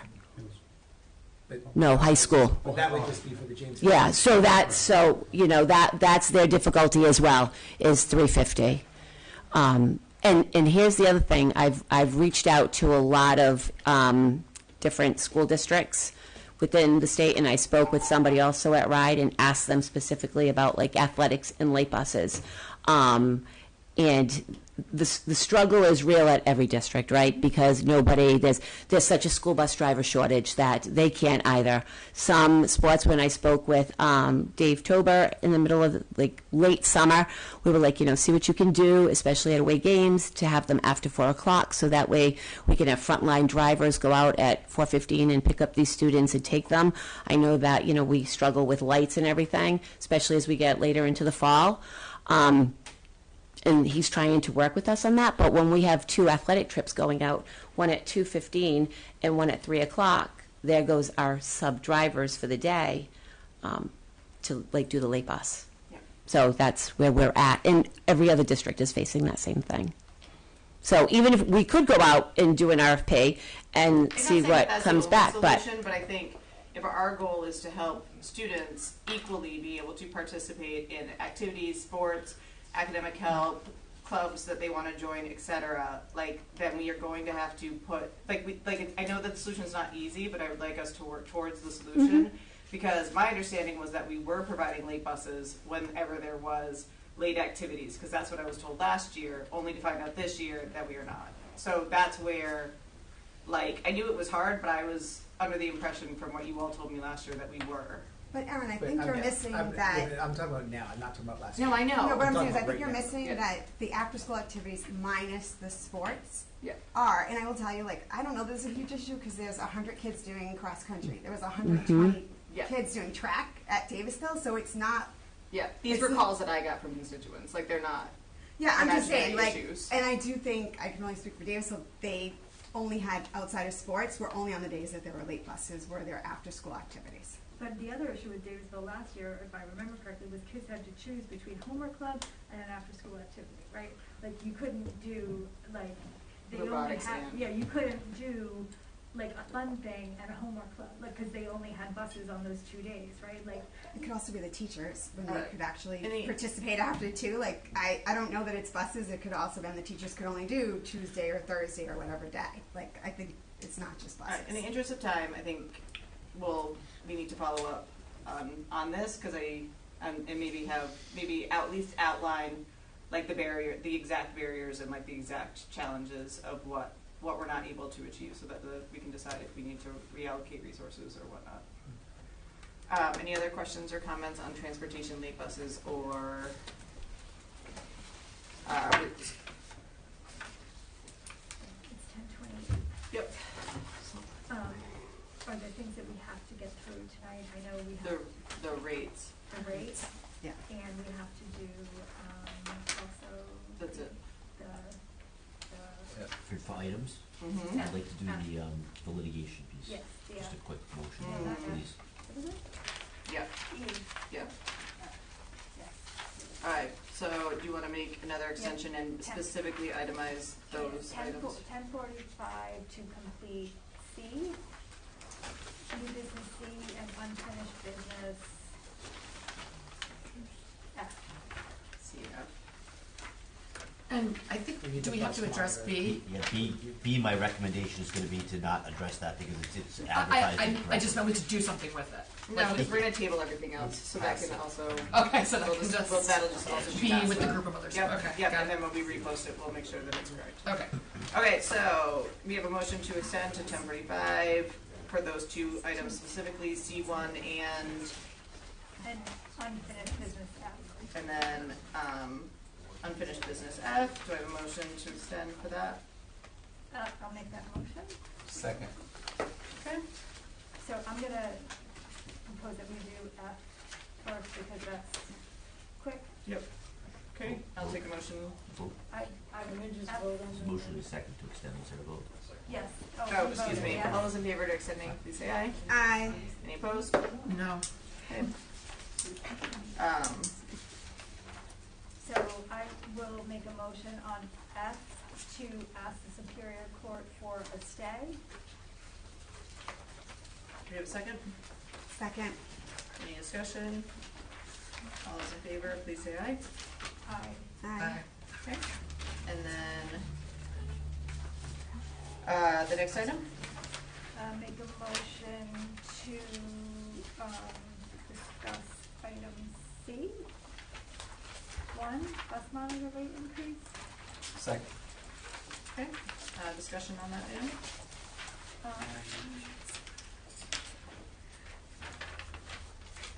I just want to say, I've been saying this, I think we definitely need to increase their rate, but I also feel like we should do it more like we're doing for ESP with steps, because I feel like we have monitors who've been here a long time, and then you're going to pay someone who's new the same. I don't really think that's fair. And I feel like we're not going to, for us to keep these monitors long term, I feel like we should. And then I think we could interchangeably have many bus drivers in the monitors too. I feel like we don't do a good job of having all the same pay equitably. What was the last thing you said, Sherry? But I don't feel like the pay is all equitable between the minibus driver monitors. I mean, the minibus Aides, monitors and monitors. The TAs. Yeah, it's the not bus like they have to have aides. different qualifications. They don't. What's their You're talking new about rate the- in their in the contract? Because they are represented by ESB. Bus aides are $19 an hour, right? 19 is the Well, bus no, aides, missed that. bus assistants. Well, there's different levels, but yes, that's the low, step one. But I'm thinking we should have like steps like we do for ESP. Just because I feel like we have some monitors who've been here a long time, and I don't think they should get the same pay as someone who just started. And I also think it'd give an initiative for someone to stay. So do we have comps from other districts to show what they make? So we do have some. Yeah, she does. Come on up, Leslie. I'm slow today. It's been a long couple of days. Month. God, and I don't have my glasses. I'm sorry. Would you like Andrew's wonders? I'm good. I'll do this, and I'll look back. Okay. So I have 1, 2, 3, 4, 5. Comes from 6 different places. Some of them don't necessarily apply because they are not through the districts themselves. They use like DATCO, or they're through First Student, so they're paying a rate to those companies, and then that company is paying the rate to their monitor. So Which means that the number that they're not; those employees are not getting that number. correct. They're taking money off. Correct. So to just look at what they gave me and not knowing the percentage that comes off, I can't really use that as a comp. But that's just so I reached out to other finance directors in all of the districts to see, and these are the responses that I had gotten back, and what I couldn't find like available publicly. So we range, like I said, for some of those, which is at $23, knowing that that's not what the monitor is getting. We have $16.50. $16.50 is the range for Narragansett. $16.60 to $17.50. We have Jamestown, and correct me if this is not right anymore, but I have $16.16. I don't know. What I have for Jamestown. Listen, come on. What'd you say it was? Sorry, 16. Yeah. So Lincoln Public Schools, they're paid through First Student, but it comes out to be $17.95. And that's their actual rate? Yes. No. Okay. Yep. So $17.95. No, that's the rate they're paying for student. No, that's Okay. the bus monitor rate. Johnston was $16.85, and then I'm sorry, it's one less. I wrote the same one twice. I apologize. And that's the only ones that I had gotten a response to. I did have some information from West Warwick, but it seemed outdated, and they couldn't give me a straight answer. So I was like, we're just going to leave that one off. So originally, when the discussions were happening, we were talking about doing the $18, getting the comps in. We could probably reasonably do 17, and that would also stay within something that we have to consider is that in 2027 the minimum wage will be $17 an hour. So no matter what, we're going to be going up to that rate by in 2 years, and then in January we're going up to $16 an hour. So it can't be any less than 16. Like we should be making that move, but we're going to be moving You anyway. have to move to that on January 1st. In January 1st, correct. So I believe what I gave Dr. Duva is I gave him rates for both $17 and $18. The fiscal impact for at $17 and at $18. Did you? I assume that we had put in the budget the $16 rate increase as of January 1st. So did you prorate that? Yeah. So in the budget, No is an okay answer for that, but you know what I mean. Like we already accounted for, in theory, an increase on January 1. We did. So We that did. would- But I will say that when I was doing it, we were using what our hours were based off of 2024 because 2025 was obviously still in session, so we were using it. By the end of the year, our hours for 2025 were significantly higher than they were in 2024. So although I accounted for the adjustment for the rate increase in January, if we use those same amount of hours, it's going to kind of be a wash. That's annoying. It is very annoying. Why would the? We'll get into that later. No time. Just the number of people in the bus, the number of monitors we had riding, so it was the number of hours of people. Well, we on. didn't do again. Nope. 1036. Nope. All right. Questions regarding the I'm happy to clarify This says further that later. funding would be offset through savings in the general budget and increases in our revenue, but we already have some increases that have come through in our budget that we know about this year. we've got the increase in rent for the admin building, we've got the increases. That's, Actually, because I noticed that in email and I apologize, I didn't get a chance to correct it. So our lease for this year is not higher. Yeah, also not on the, like. Okay, like, No, but so it's not, it's what was not an budgeted. increase. We have to Okay. account for it. Yeah. I think what Jen's saying is like, are there other things that we like, making sure that like we're not allocating this money and then like not having. We had another budget shortfall that had been talked about that like needs to be addressed. So I am 100% supportive of this, but I am leery of approving a $70,000 increase to the general operating budget and just saying, oh, we're just gonna take it out, knowing that there are other shortages out there that need to be absorbed. So I would feel better with a specific Like line item reallocation. that this was being taken from.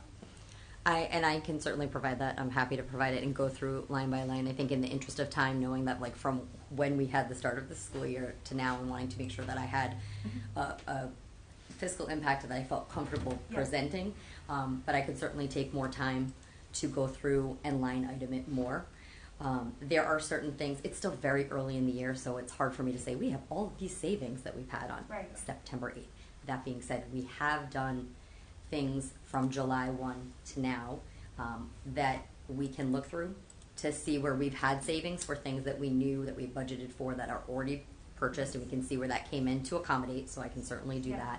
that. Now that we've gotten through a lot of the hiring for the year, we can fully assess the breakage that we're looking at now. I've already started it, and I have a cursory number because we still have people coming in, but making sure that we've met that budget number of breakage that we needed to meet, and then seeing if we have any additions above and beyond that can compensate for this as well, since it's still a salary line item, so it falls in the same category.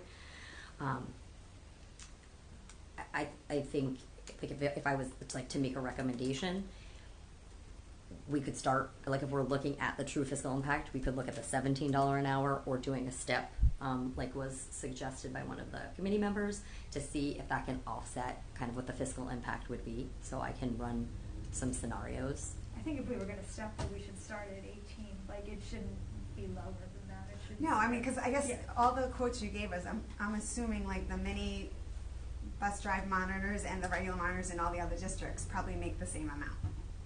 Probably not, because No. the aides are, like, the aides are unionized through, like, ESP, not Yeah. ESP, whatever Yes. the union No, is. no, I get that. Yeah, That's so I their think that they're advantage, not, yeah. but- And you're saying we never have a mini bus monitor drive on a full-line bus as a monitor?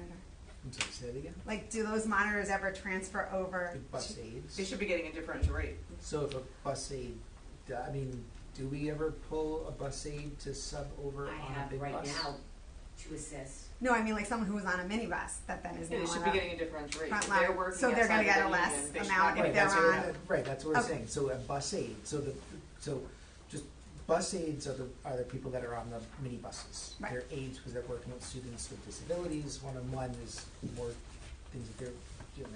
That's the difference. Sometimes, what Michelle is saying, yes, we will have a bus aid fill in on a larger bus if they're able to as a bus monitor. But they don't get paid They don't. less. They don't get paid less. That's what I was asking. It should. They may.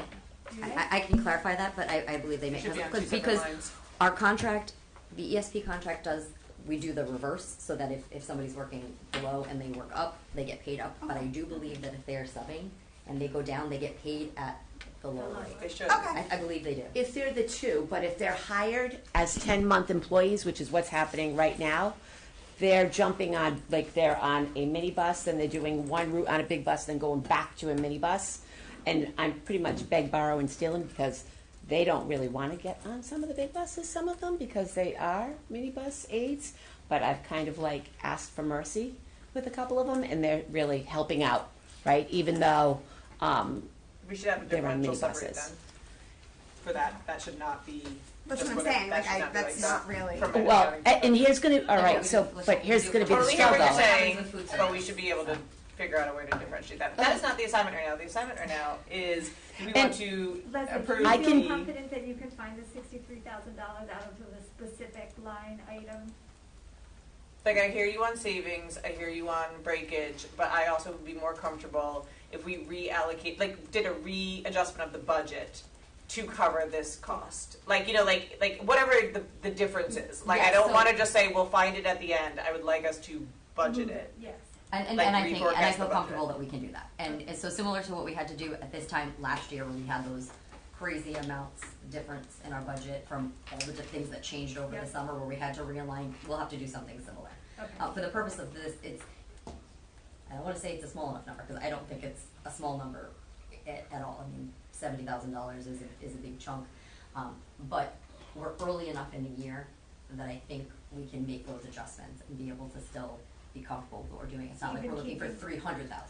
Even keeping in mind that other shortage that.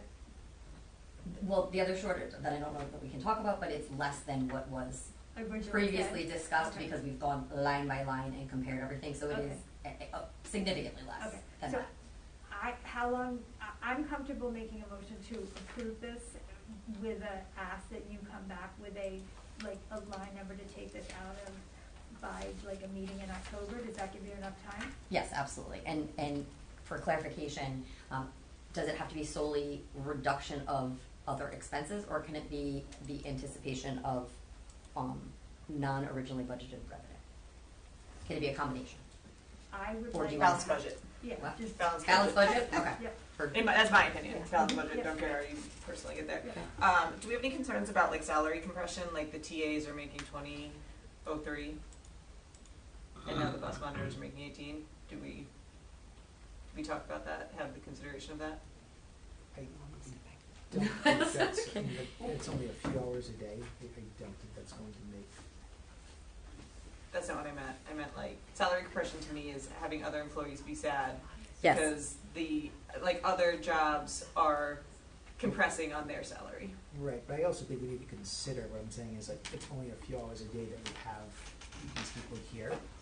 So I know that 18 is moving up towards what we're paying the TAs, but there's still a difference in what that rate is. And we also, with a bus monitor, they're only working a few hours a day. So it's also more challenging to get them, and we have to have that pay increase as an incentive to get them to come in, because they're doing a few hours in the morning and then doing a few hours in the afternoon, versus another position where you have a steady 7 hours a day from 8 to 3 or 9 to 4, whatever that may be. So I think that 18, yes, it's getting closer to that TA rate, but there also needs to be that some incentive in there to get people to come to that job that is hard to fill at odd hours. So I do think, Cherry, to your point about the steps, like I'm comfortable right now supporting the $18 just for everyone, but I do think for the next budget, I would like the administration to look at what maybe reasonable steps could be to try to retain long-term employees, et cetera. So basically bring everyone up to 18 in the current budget with the 60,000 impact, but then for next budget cycle, consider steps. Would that be? Yeah, no, I just, because I think it's really valid, but I am worried about the budget impact, like if we went higher than 18. And I think also too, just back to the point of what TAs are paid, we already agreed in the ESP negotiations, ESP contract for the bus aides to be at $19 an hour. So we already made a change. Yeah, I was looking at the current, And then one. don't Bus forget drivers make 21. Bus assistants make 19. Like the bus drivers that we that do the minibuses. Plus TAs have health insurance. Like they My only comment. All right, we're gonna call the question because the time is expired. I do have to say one quick thing. What they asked you is what I emailed you earlier today. So just you can ignore my email and just Which thing? about explaining how you're going to fit this into the operating. And I actually had, so that's why I asked about the expenses revenue. I have those UCOA numbers that you wanted to have object to, which I can give you. Just so you know, you can email all of us instead of just me. Heard. Nobody replied. All those in favor of approving the motion? Were we in a motion to approve? I made a motion to approve. All right, of making a motion to approve, please say aye. Aye. Okay. Motion carries. Motion to adjourn. Thank you. Second. All those in favor? Aye. Thank you.